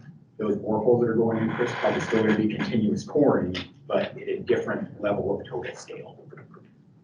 But I can't give the CIE the credit for it. It just helps us implement that to say, where can we go to get the most return for what we do for characterization? Thank you. Great question. That's true. You had a lot to do probably with the planning on that. So we've got a question online. Shelley, did you have a question about the data that goes into the model? I do. Thanks for taking. Can you hear me? Yes, we can. Oh, it sounds strange. It's nice to follow Chris because that's one of the questions that really precipitated what I wrote in the chat, and that's, the identification of how much data is needed for the model runs in order to ensure robustness of the output of the model, and then of course application of it. And what happens when we find you find yourselves, we all find ourselves in a situation where plumes will be moving in at a later date. And is it wise to do remediation now on a plume that will end up being co-contaminated in the future? And what does that mean for the decision process, and especially in the FS arena? yeah, so it's and the tool also helps with like, frankly, it can support kind of priority sequencing of those kind of decisions. Like any model is as good as the data in it, right? The beauty of a model like this is you can always do sensitivity too. Any good model, you do sensitivity, and that's testing what are the parameters that I'm uncertain on, what are the things where, what if I got it wrong could have a big impact, and we can do sensitivity studies and evaluations on those to look at those cases, and then we seek to reduce that uncertainty where there's high sensitivity. Obviously, if you have high uncertainty on a parameter, but it doesn't matter, there's not that much sensitivity in the model, you don't put as much emphasis on parameters that have high potential sensitivity. That's where having tools like that, this now helps us to emphasize where we have data gaps that are the most priority to collect to kind of support that bigger macro decision. But I feel like that's only answering half your question, Shelley, so maybe I should let you restate. Well, I'm thinking about, the area, as we move towards the Central Plateau from the river, from the south to the north and the west, going west, you've got big areas where there are not a lot of boreholes. There's not a lot of information. And what drives getting that information, and how much? I'm thinking about that. No, I agree with that line of thought, and that's an important part of the decision process. Depends on what decision you make, right? For any decision you make, you have to have the level of confidence you want behind it to support it. And then the next question is, do you need that information to support the actual decision step, or is it a post-decision piece of information? That's the grand beauty of the circular process, right? Right. Thank you. Good observation. Vince and then Rose. Vince, you've got a question. Yeah, what steps are being taken to define the ancient lake beds that occur when you have several of them within 5 to 10 feet? You talked about having a macro understanding, which we talked about earlier, but the problem that's hitting us is this lateral transfer on these micro levels, and boy, that's really a challenge. What thoughts do you have on that subject? Sarah, you want to chime in on that one for me? Yeah, so when you think about the scale of the CIE and the scale of those 1 kilometer size beta zone models, we really needed to look at the kind of broadly mappable, as you just said, Vince, the kind of macro layers. We call them hydrostratigraphic units. You can think of them as being units that are hydraulically significant, that are going to kind of grossly control how fluids and contaminants move in the subsurface. So on the CIE scale, that's kind of the best we can do, right? And it's really the most appropriate scale. But if you need to get down to the more micro level scale, if you're looking at thinner beds and wanting to understand more heterogeneity, then you need to kind of narrow down into the site specific scale. And that was kind of always the vision here for the CIE is, say you need around a particular tank farm, you need to make a much more detailed site specific model. The CIE kind of gives you the container within which you can work, so that you're still staying consistent with the other models around you, still using a consistent framework, but then just drilling down into the detailed level. And then you can take those kind of results and you can also integrate them back into the CIE. It's part of that modularity and kind of nimbleness that we have envisioned there. But you can also, once you're looking at that site-specific way, you can also see what kind of impacts you're having from outside your site-specific model, so that you're still also capturing that commingled sense.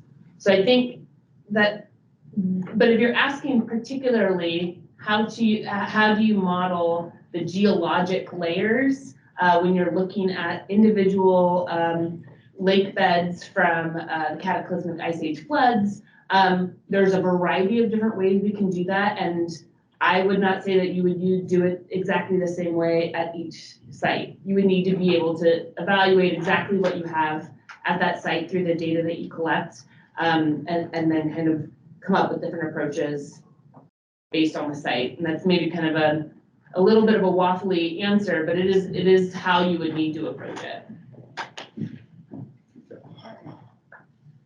Rose, what's on your mind?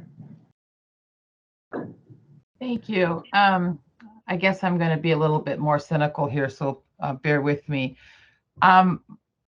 My concern really kind of goes into the funding of this project.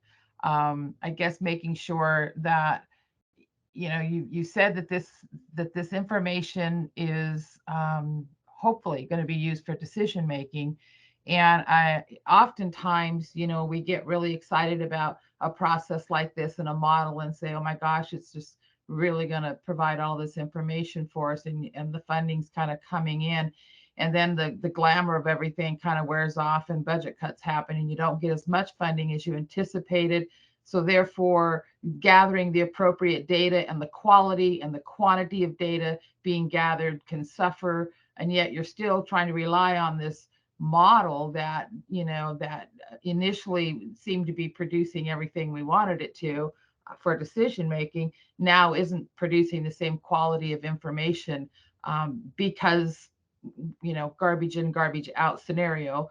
And so I'm really concerned about that, because we, like I say, it's really easy to get excited about something when it's new and fresh, but after it's been out there a while, data quantities and qualities certainly can suffer down the road. And I just have concerns about where this may be in the future for that potential decision making. So it's not really a question maybe, and maybe you can address it, I don't know. But we've just kind of seen stuff like this happen before, where we get really excited about some new thing and then all of a sudden it kind of wanes in the wind. I appreciate that perspective, Rose. I'm still excited about the models I did 10 years ago, but no, I understand exactly what you're saying. And that's, at the end of the day, for Central Plateau decision-making, we're going to need model tool sets. That's the reality. We need model tool sets to help make those big decisions. We are excited about the CIE and that it's letting us bring in a piece we've always wanted to of being able to look at a more holistic view. There's going to be a model tool set regardless. If there's a decision being made, there's a model behind it. I'm going to do everything in my power to keep the CIE as the piece behind it because it lets us look at those holistic questions. Rose, you're absolutely correct that there's still a need to be sure that the data going into models and how that data is being used is correct, which is why it's important that we document this within the context of the decision-making framework, and that it's there to be interrogated, frankly, and that we continue to interrogate it even after the decision. I'd be, Rose, I'll use you guys specifically. I'd be very disappointed if Lee and McCord didn't have questions for me about more specific details than I'm providing here within the context of an individual decision. And that's how the process should work, to my mind. And I'm sure that they will. I just, like I say, from my perspective, just kind of looking at this at the 30,000 foot level of, just making sure that the funding stays there to do the type of sampling and testing and that type of thing to get quality data to go into this model. I mean, that's a huge concern because just been down this road before. So anyway, thanks, Jason. Yeah, no, I agree with you, Rose. I want the same thing. Yeah. Jason, this brings up another thought in my head. When you have two plumes coming together, is it additive? Is it slow it down? Are you modeling it? Or what happens when all the plumes come together? Is it double the speed, or is it, can you give me some idea of what happens when you have interactions between the two plumes? Sure. Or two big fast moving plumes, or whatever. So the plumes are moving with the groundwater. So we're looking at how the groundwater moves. The contaminants are present within the flux to groundwater and within the groundwater itself. So simplifying a little, if it's the same contaminant, yes, it's additive. If it's different contaminants, then you just have a commingled plume. There's not, in the interaction of multiple contaminant plumes, they don't offset each other. But if you have a moisture front coming from one waste site and a moisture front coming from another waste site that with net recharge, then yes, that moisture is added together to be passed to the groundwater, and then the groundwater has its flow and transport properties, but that's the water balance. The contaminants are moving within that water balance. Does that make a little bit of sense? Yeah, I think so. I'm still trying to put together a lot of Vince's discussions of the lenses and how because our lenses are directing the plumes in a certain area. And so they may be directing it into is there any warning there that you see ahead of us that we've got more of it going one way than it should be? That's where applications of the CIE can be important in a pre-decisional space, is to do that kind of modeling to look at, hey, what's based on scenarios, what do we see might happen? And to say, okay, where do we need to focus? Where do we need to ask questions before we even get to decision space so that we can plan those decisions of where are those parameters that are like, ooh, if we got that wrong, or if we don't understand that correctly, it could have a significant detrimental impact in the decision space. So your models are then picking ranges or producing you with, it's going to be in this ballpark. Yeah, that's I mean, at heart, that's what sensitivity is it's saying, okay, you take this parameter and it could vary within this range. What's the results if I vary it in that range? What's it do? Does it do very little, or does it do this? And if it does this, then you seek to do things in your sensitivity to narrow it so that you have less range in your output. Because you want certainty in your output relative to a decision. I mean, if that delta doesn't matter, if your variation is here and your cleanup level is over here, well, maybe that's okay. But if your delta is here and your cleanup level is right in the middle, that could be very significant, and you want to seek to reduce that. And the model doesn't address that individually. The model lets us ask those things of where don't we understand that as well as we should in order to reduce that uncertainty. Are there other questions, comments? Yes, Chris. To get back to what Vince said about lenses and thin layers, in your model, if you're looking at a given area and you have, say, a box, do your nodes have to be equal spaced everywhere in that element you're modeling? Or in homogeneous strata like the Hanford Formation, can you have them widely spaced? And where you get more thinly bedded, heterogeneous lithologies, like in the Coal Creek, can you compress those nodes? Then maybe expand them again in the Ringgold Formation? Or do they have to be equally spaced everywhere throughout the element that you're modeling? Yeah, great question. We just did some evaluation on this, so I'm actually gonna let Trevor answer because he gave me a very nice answer for this very recently. The answer is we can adapt. So where you need more information, we can have different cell sizes. It's a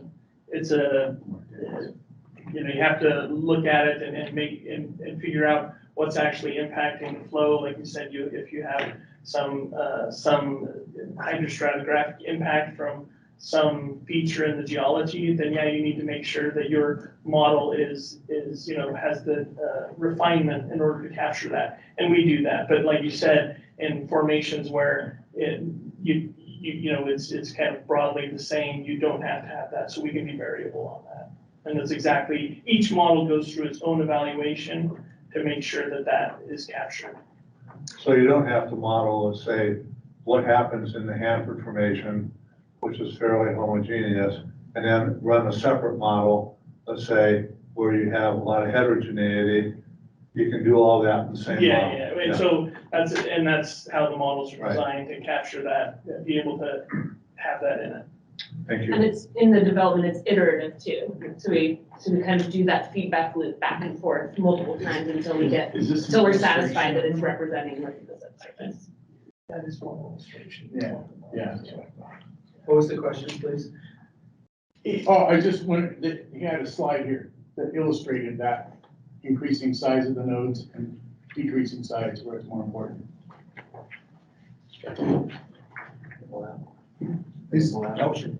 Tom? Is the CIE calibrated at all? Yes. Yeah, so we're back run from 1943 up to 2018, and then from there we go forward. So yes, it is calibrated, and then of course we also look at representativeness going further. So if there was a certain layer that was affecting contaminant transport in a certain one of the sort of square kilometer things, and it was off, you'd see that it was off and you'd have to figure out why. So maybe that would, going back to that feedback loop, look back to see, okay, well, maybe we need to make this silt thicker. Yeah. And we've done those exact kind of loops. That's part of that ongoing model maintenance is looking at that, is where doesn't it predict in the way we would expect it to based on what we're seeing in conditions, and what do we need to do to refine that. And that's just normally like a whole process for me, but. Jacob? So I just hit me that you modeled this from 43 onwards. Does that mean, does your Vado zone model account for the historic groundwater table that may have left stuff behind in the Vado Yeah, zone? so we look at this from 43 forward because we need to create that condition up to today. Obviously, most of the you need to have that as your set baseline. Obviously, what we're looking at for applications is forward looking, but yes, we have to simulate the condition that exists there. So it's got drainage in it? Okay.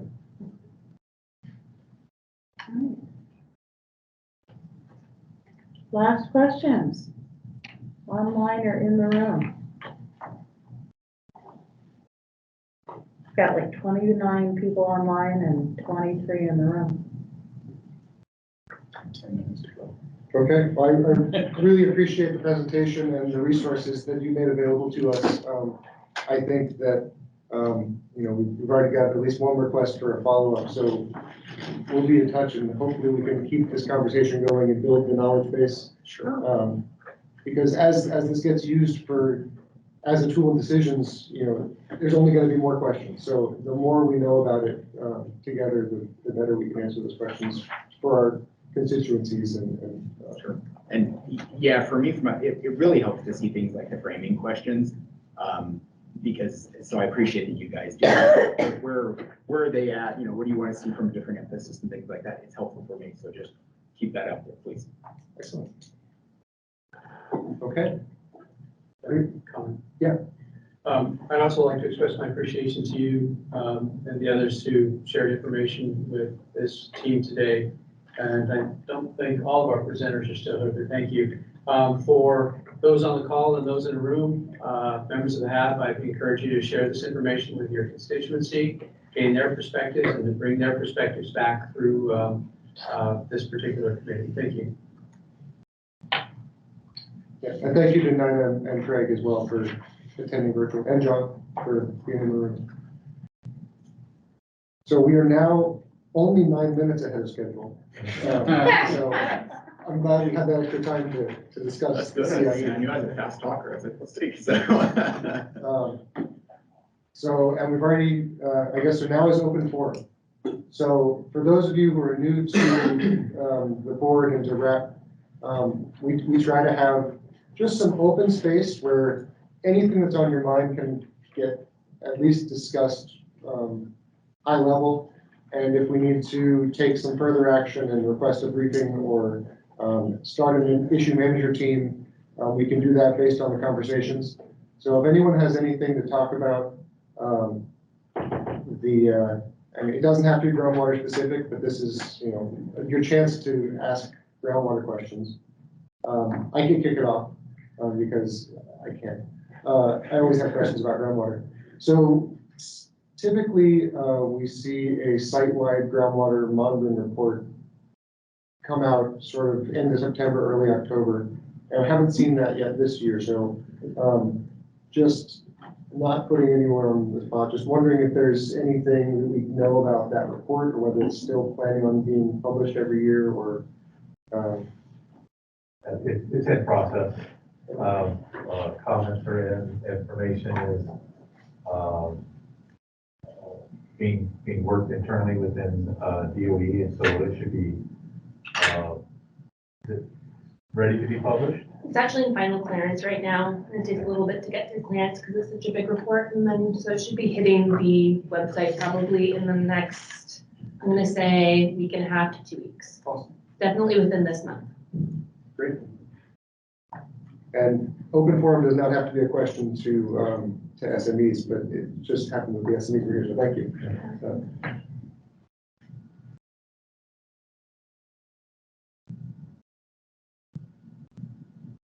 Chris. This is just a comment kind of for your interest.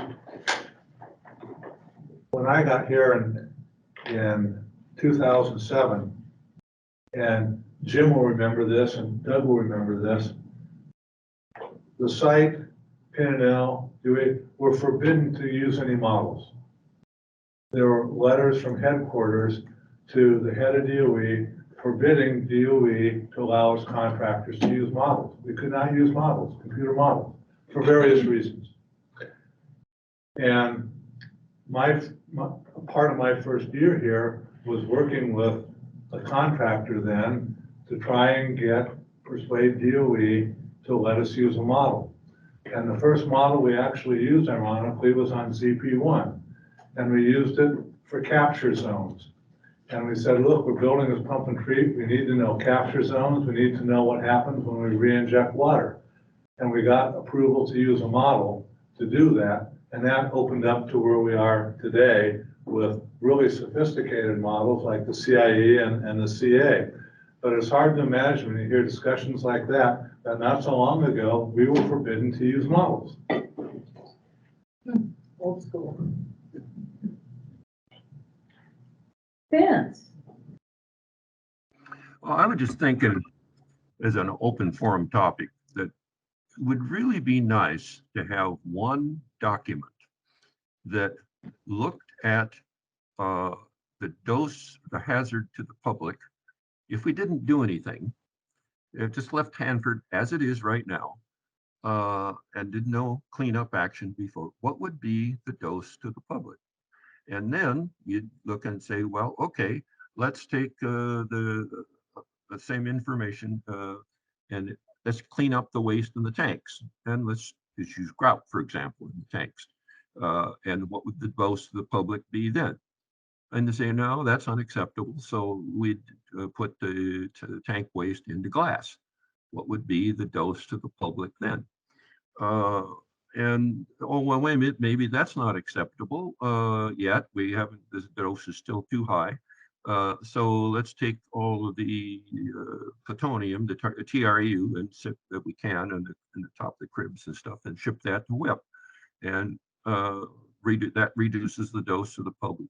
One document that shows here are the various doses to the public versus compared to the various cleanup actions that we're proposing, so that we have an understanding then. One document that puts shows the whole picture in terms of how this is integrated and affects, or how our plans affect reducing the dose to the public over a period of time, whether that's, and that can be 1,000 years, 5,000 years, 10,000 years.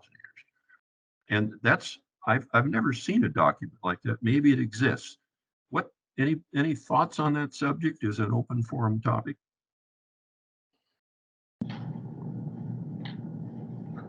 I think that it would be an interesting document to look at. The concern I would have from looking at it from like a site-wide is, there's dose and there's risk and there's health impacts. And dose really only impacts the radionuclides. And a lot of the risk drivers on the site are not radionuclides for groundwater. And so that would be only part of the picture.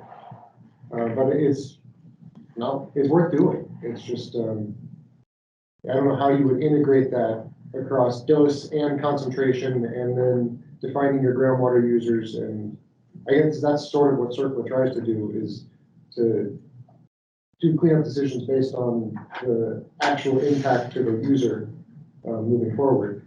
But yeah, doing it site-wide would require a lot of those decisions that haven't been made yet to be made, I think. It's fun thought experiment. I have a question. Yeah. So it doesn't have anything to do with RAP. It really has to do, since I'm, now the chair of the HAB, I feel like I'm here to advocate for the members of the HAB. And so at a risk of putting you on the spot, we are so glad that you have come with such enthusiasm, that you have decided to be a part of every opportunity that you can have to participate with us. And that's just exactly what you want with a new member. But of course, we don't know what to do with that, all that enthusiasm. So would you kindly just help us to understand something about what your job is and how the HAB fits in with your objectives for that job and what you hope to learn? I mean, are you seeing what I'm getting at? Is that we haven't had a chance to really find out these things about you because you're new. And here is a great opportunity with most of the people who have been on the work group. And so we'd like to hear a little bit more about what your background and your aims are. And if I can jump in for 1 second first. This is sort of the idea that I'm trying to circulate for the team's discussion. So if Mia, if you're okay being the pilot project, just sort of what we might want to include in our team's "Hi, I'm me" thing. So, Okay. Thank you, Jan, for the question. And so I'm program manager at Hanford Challenge, and so I do a lot of education and outreach. I'm going to schools and giving presentations to students. I'm creating materials that are educational, but like also fun and interesting. So like mini postcards, just a bite-sized amount of information about Hanford. I'm also organizing the Scholar Series, so like trying to bring in kind of new perspectives and new way to get into Hanford, instead of starting with the typical Hanford produced plutonium in, during the World War II and the Cold War, just trying to find a new way to get into that. And so part of what the HAB gives to my job is that I learn about all of these things like modeling and the groundwater plume report that's supposed to come out, and I can take those and put them into plain language for the public, and then have them learn about it, but not in like a HAB setting, but more like maybe in a blog post or social media post, something that's like a smaller size, but also engaging and interesting to learn about. And so that kind of brings more people into learning about Hanford. So it's like a multi-pronged approach of like, how can we get more members of the public learning about Hanford and engaged and interacting. Yes, and thank you for coming to the mock-up demonstration. Yeah, that was so cool. And I wonder how you might use some of that information having to do with worker safety. Yeah. And really what the project is that highly radioactive material on the floor. Yeah, and that's why I wanted to take photos. So I hope Deborah will share photos with me, because I'd love to put it on social media and share some of that stuff with the public of what they're doing and everything that I learned. It was just a fantastic tour. Yeah, thank you so much for taking that up. Yeah. Shelley. Can I ask you, Tom, Oh, just a quick go question? ahead. If you hear about the groundwater report, can you put it on the Teams channel? I will put it on the Teams channel, and I will make sure that facilitation sends it to the RAP as well. A link. Thank you. Shelley. Thank you. I'm thinking about the positivity that could be found in this group, spearheading and really looking at groundwater contamination as a roadmap for the site, with the focus really being on the potential of perched lakes of contaminants and the ability to do some deep drilling and hooking contaminants into our state-of-the-art pump and treat systems in the future. I think it's something that needs to get on the screen in order to begin to get really talked about even further and find the budgets. I want to say that I saw talk about the Perch Lake framework model at some point. So maybe we can throw that on the agenda for a future meeting. Yeah. Thanks, Tom. Shelley, you can't see it. He's making a list. I can see him, Ruth, and thanks for his doing it.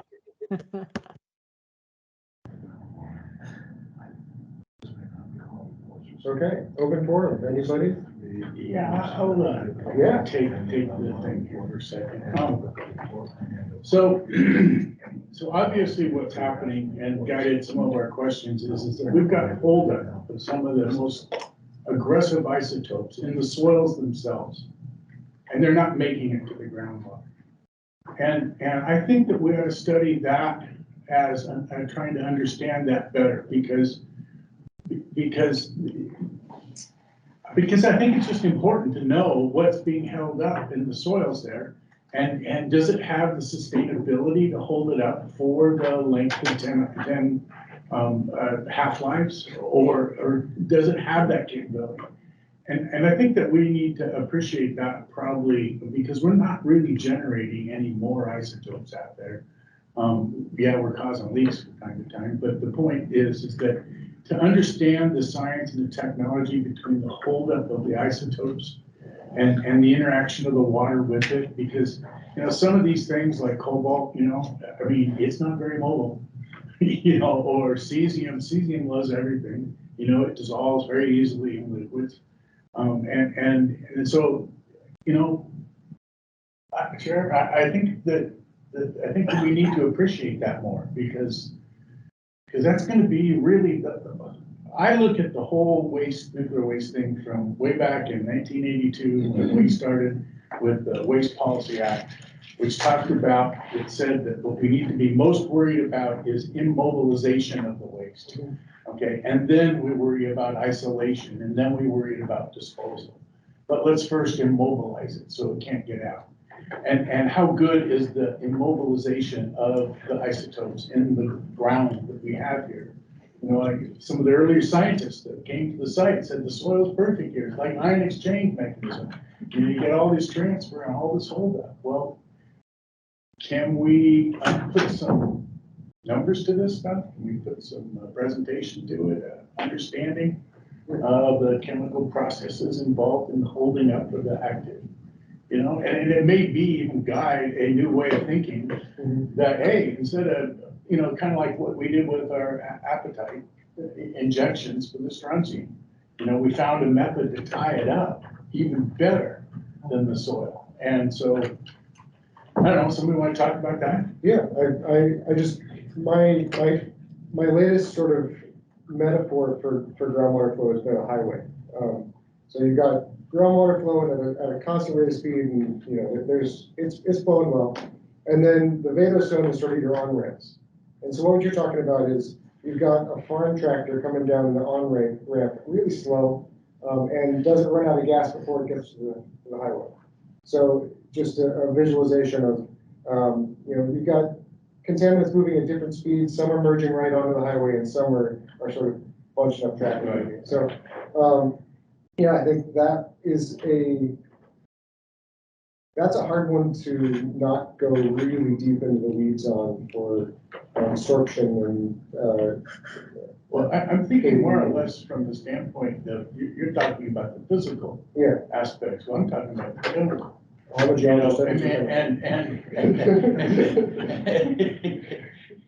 the electrochemical or whatever. But the idea is that we know nitrates, you know, stick onto stuff. We know that cesium wants to stick onto stuff. So let's talk about that. How strong is it? Is it going to last? It's, you know, physically hold it up there so it is isolated from humans. Chris wants to stick onto this conversation. Okay, Chris? There are a large number of composite analysis reports that are in the administrative record. And I placed 4 or 5 of them in teams, either under tank farms or under RAP. But one of them specifically addresses what you want to know, I think, and that is a number of radionuclides, perhaps some other things. Are they going to make it, given the assumptions in there, to the groundwater? Are they not? How long is it going to take to get a given mass through the vadose zone in the groundwater? What is the dose going to be to the public if they, whatever? So I think some of what you're wanting has been addressed in the number of composite analyses that have been done. And you might try and go into teams and look at those reports that I placed. Like I said, there are a number of them, and I just took a selection of them. But I placed the inventory model in there. I took the radionuclide, for lack of a better term, hold-up model in the vadose zone in there, and just a couple reports on given waste areas that were done with composite analysis. But I think if you look at those, they're fairly technical and down in the weeds, as Tom would say. I think if you look at those, you can get a pretty good idea to help you answer some of those questions. Well, and Tony Brooks, you know, at one of our last meetings, referred us to this CR document that talked about all the significant isotopes and insignificant isotopes that we need to worry about.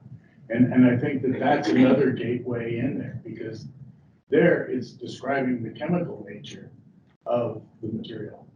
So yeah, I agree. There's literature out there. And maybe this is a good future topic, and it's more of a vadose zone contaminant transport 101. Really, because so much of the Central Plateau decisions moving forward, the contaminant hasn't reached the groundwater yet. We're 50 years away from, or 25 to 50 years away from the tank leaks reaching the groundwater. So why is the question? And so when we come up with policy level advice, we can have that in the back of our minds, like, okay, well, it makes sense that this decision is not critical right at this instant. When is it going to be critical based on what, you know, what's out there about contaminant absorption and half-lives and the cobalt, for instance, you know, it's going to absorb and it's going to be 10 half-lives by the time it gets down there. So yeah, that might be a good sort of 101 brief.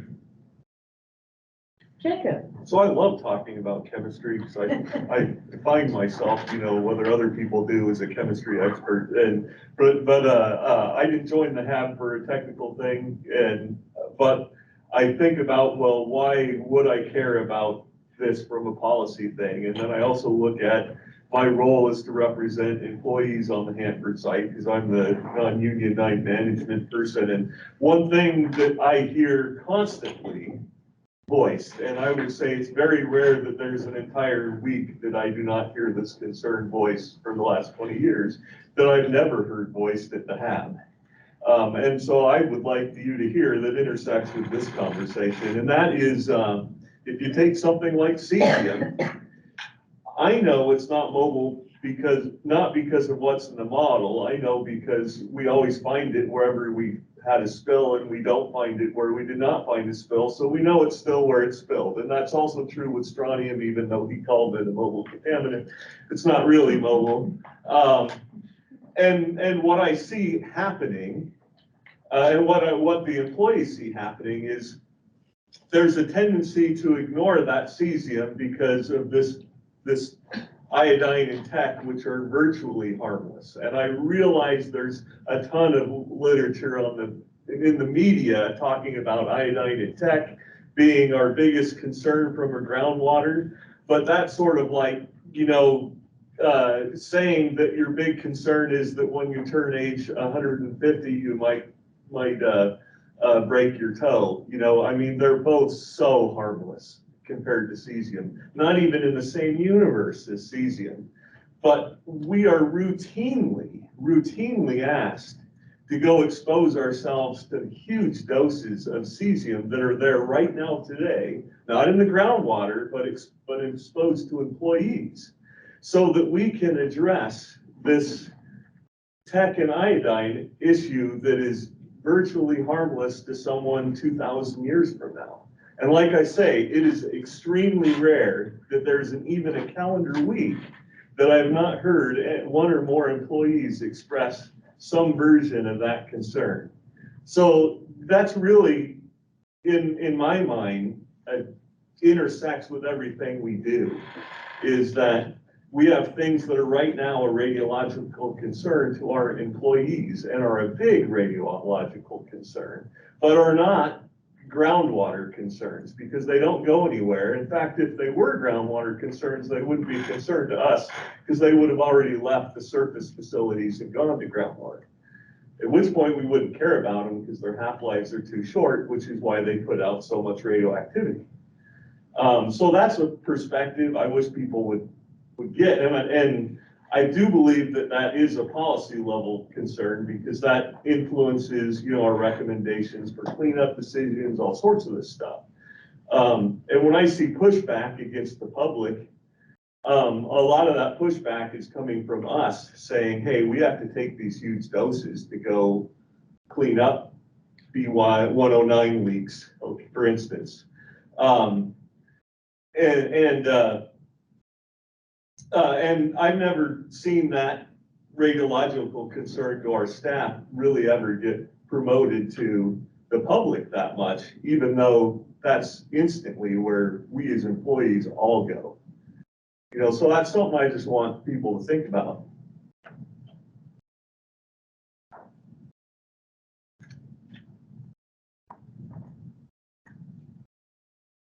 Thank you, Jacob. Other contributions to open forum? Anyone?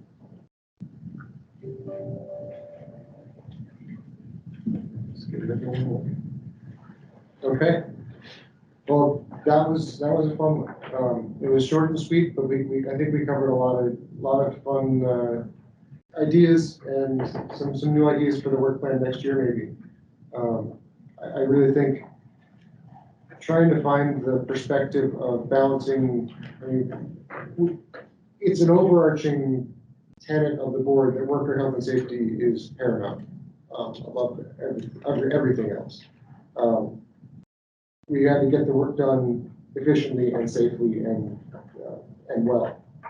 So that's definitely something maybe we do a joint talk with HSEP and tanks, and maybe it becomes sort of a committee of the whole topic even to talk through, the risk now versus risk later and who bears the burden. It's good thought. Okay, shifting gears to committee business. Speaking of coming up with topics for new meetings, our next meeting is in March on the work plan. We're going to have an election. The work plan has tentatively discussing the 324 building disposition and updates on that project. Thank you very much.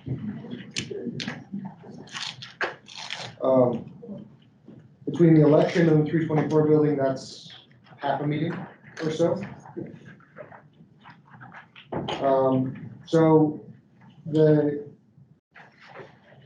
I would think that since we did this one on groundwater, maybe that one can be on soil and remediation and building disposition. So are there any other topics related to cleanup or building disposition that might fit, be ripe for conversation from the agencies or of interest to the board? Chris. I have 3 potential topics to think about. One of them is there's a lot of activity in various stages of D4 for the canyons and related structures related to the canyons. There are a lot of work plans, SAPs, whatever, that are in process of various comment resolution with the agencies. And it'd be nice to get an overview of what the plans are for all the various above ground structures that are being addressed now in preliminary fashion, some way, shape, or form, with regard to ultimate remediation and disposition. So that would be one topic.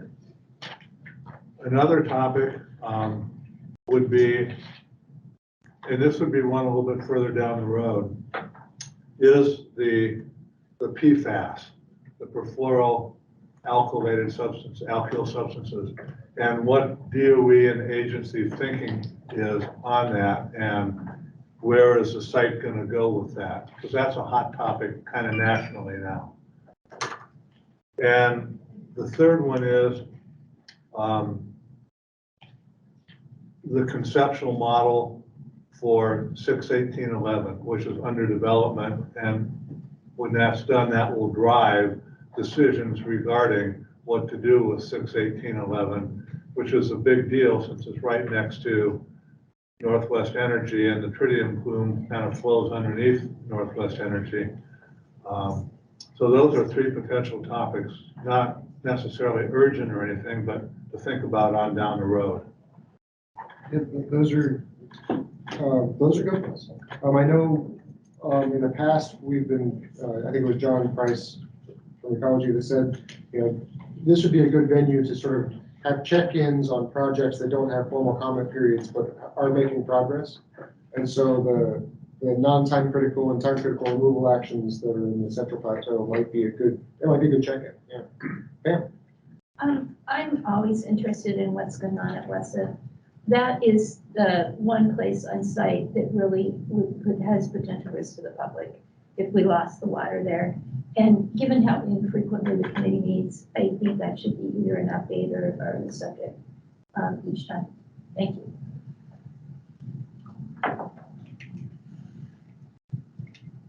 Gary, are there specific things DOE is working on as it thinks about March? I would just have take a quick look at Pam's question, is that we've got Wessa on the docket for June. that's already there. Okay. And I think that what we've got looking at March is primarily 324 related. Yeah. Ryan or Roberto, are there things coming up in regulatory space? I can, sorry, Roberto, go ahead. For EPA, nothing at the moment. So just keep an eye out for the annual groundwater monitoring report. That should hopefully be coming out in November. Yeah, I know, I made a couple notes, Tom, about your ideas for checking on projects that, don't necessarily have, immediate milestones, but, like removal actions and just checking in on those. I can talk to my staff and see if we have anything. At the same time, I'm also still talking with my staff just about general, topics that we want advice on for the next year anyway. So, I'll make sure to focus on that too and see if we have anything for March. Go ahead. That's a good reminder. Also in March, we're going to need to come up with our first cut of the RAPS work plan for the following year. So what topics we want to talk about, in addition to what we're being asked to provide advice on. So that'll be, maybe we have a more committee business heavy meeting since we're going to have elections and work plan. And then we also have 324, which is on everyone's mind. And then maybe a quick, maybe just a slide of the Central Plateau, and someone can go through the list of what sites are being prepped for D4. What's D4? Deactivation, demolition, decontamination, and disposition. Yeah, I think. Something like that. That last one. It used to be just DP. Getting rid of stuff. Yeah. Making buildings go into ERDA. That's good. I don't want to scare off new people with acronyms And before. ERDA is the Environmental Restoration Disposal Facility. The landfill. Yeah. Changing the skyline, is another way to look at it. Okay. Any other topics? Any other ideas for March or June, or questions about what the RAP does? Lingering questions about groundwater? The thing that has intrigued me today is that you have been asking for this groundwater briefing for a long time. And it came and it was so interesting, and you can see that it's an unfolding thing and something that we do want to dig down into, even though they say there's no advice kind of on the horizon about this. We had a lot of really smart people in the room today, and you get to hear the vocabulary, you get to understand the kind of granularity of how they think about it. It's an education, and I want to, say once again that it was enriched by the fact that we were in the room and not trying to hear this just on the TV. So this has value. And I liked what Ruth kept reminding us, how many people were in the room and how many people were online, because we have both of these availabilities for people, but there is some value in being able to, be in the same room with a person. Not the least of which is the donuts that our the DFO provided for us today. Thank you. Don't put them my way.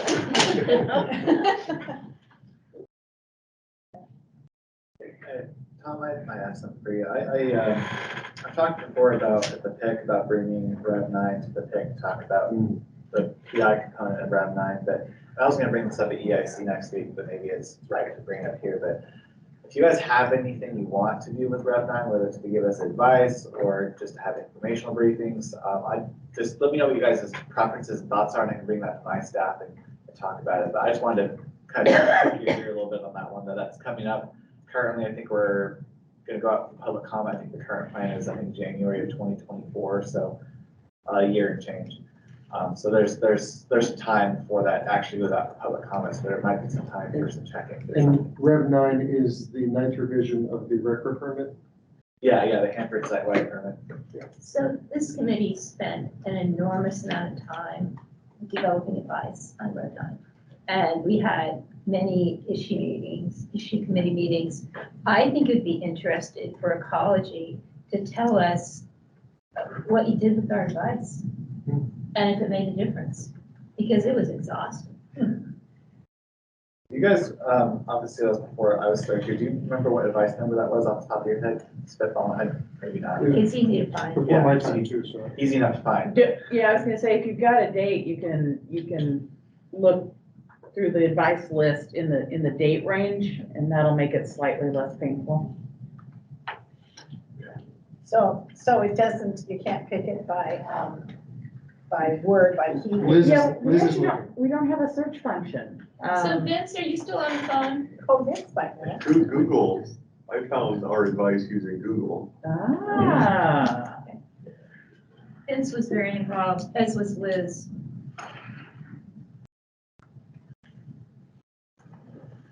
I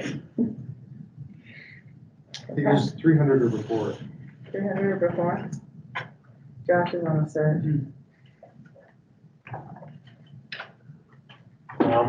Yeah, Chris. You know, another thing that might be interesting, and this may have been a presentation long before I was on HAM, and maybe this is something that EPA might want to get involved with, is what is a baseline risk assessment?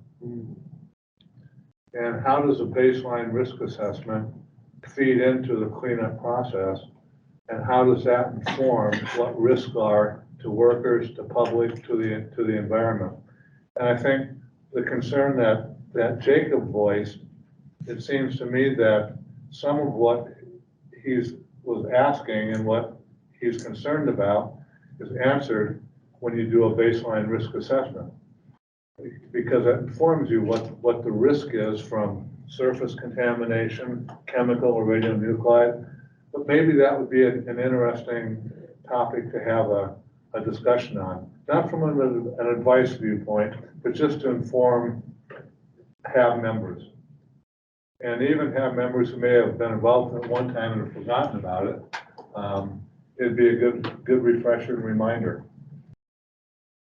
Yeah, I'd really like to see a nice balance of topics that allow informed advice, the nuts and bolts that go into the decision-making process with topics that are requested for advice. So, you know, if we get a request to provide advice on a record of decision, we know, okay, well, the risk that they're talking about means this, and the contaminant transport is going to be slow because they're going to put a cap on it and that works because. So we're coming at it from a somewhat informed position and still find the overarching sort of consensus items. Yeah. So yeah, it would be nice to build in some of those sort of 101 trainings when we have, you know, like in March right now, we have one topic, and typically we like to have, you know, maybe 2.5 topics on the agenda. So there's some room there that we could fill some space. And it's all recorded now. So once it's done once, you can always go back and watch the recording. Correct. And if it's taking Liz this long to find. I think it's 262. 262? I just pulled it up too. Yeah, I think it's 262. 2012. That's the last time this came out. We all found it. Awesome, thank you. Okay. Am I missing something? Hi. No. Wrapping up early is not a bad thing. We had a lot of. You're good. We had a lot of extra time to talk through some things in the agenda, and luckily we didn't need it. So now what that means is Ruth can catch her flight. And it's now noon, so what if we maybe found a spot to go have lunch and chat before heading our respective ways informally? Sorry, people on the computer, you can't check. You can't have questions. Some could join. What is a good venue for that conversation? While we pick where we're gonna go eat, I just wanna thank everybody, and it's been a fun day, and we'll see you next week in the committee of the whole. Thank you.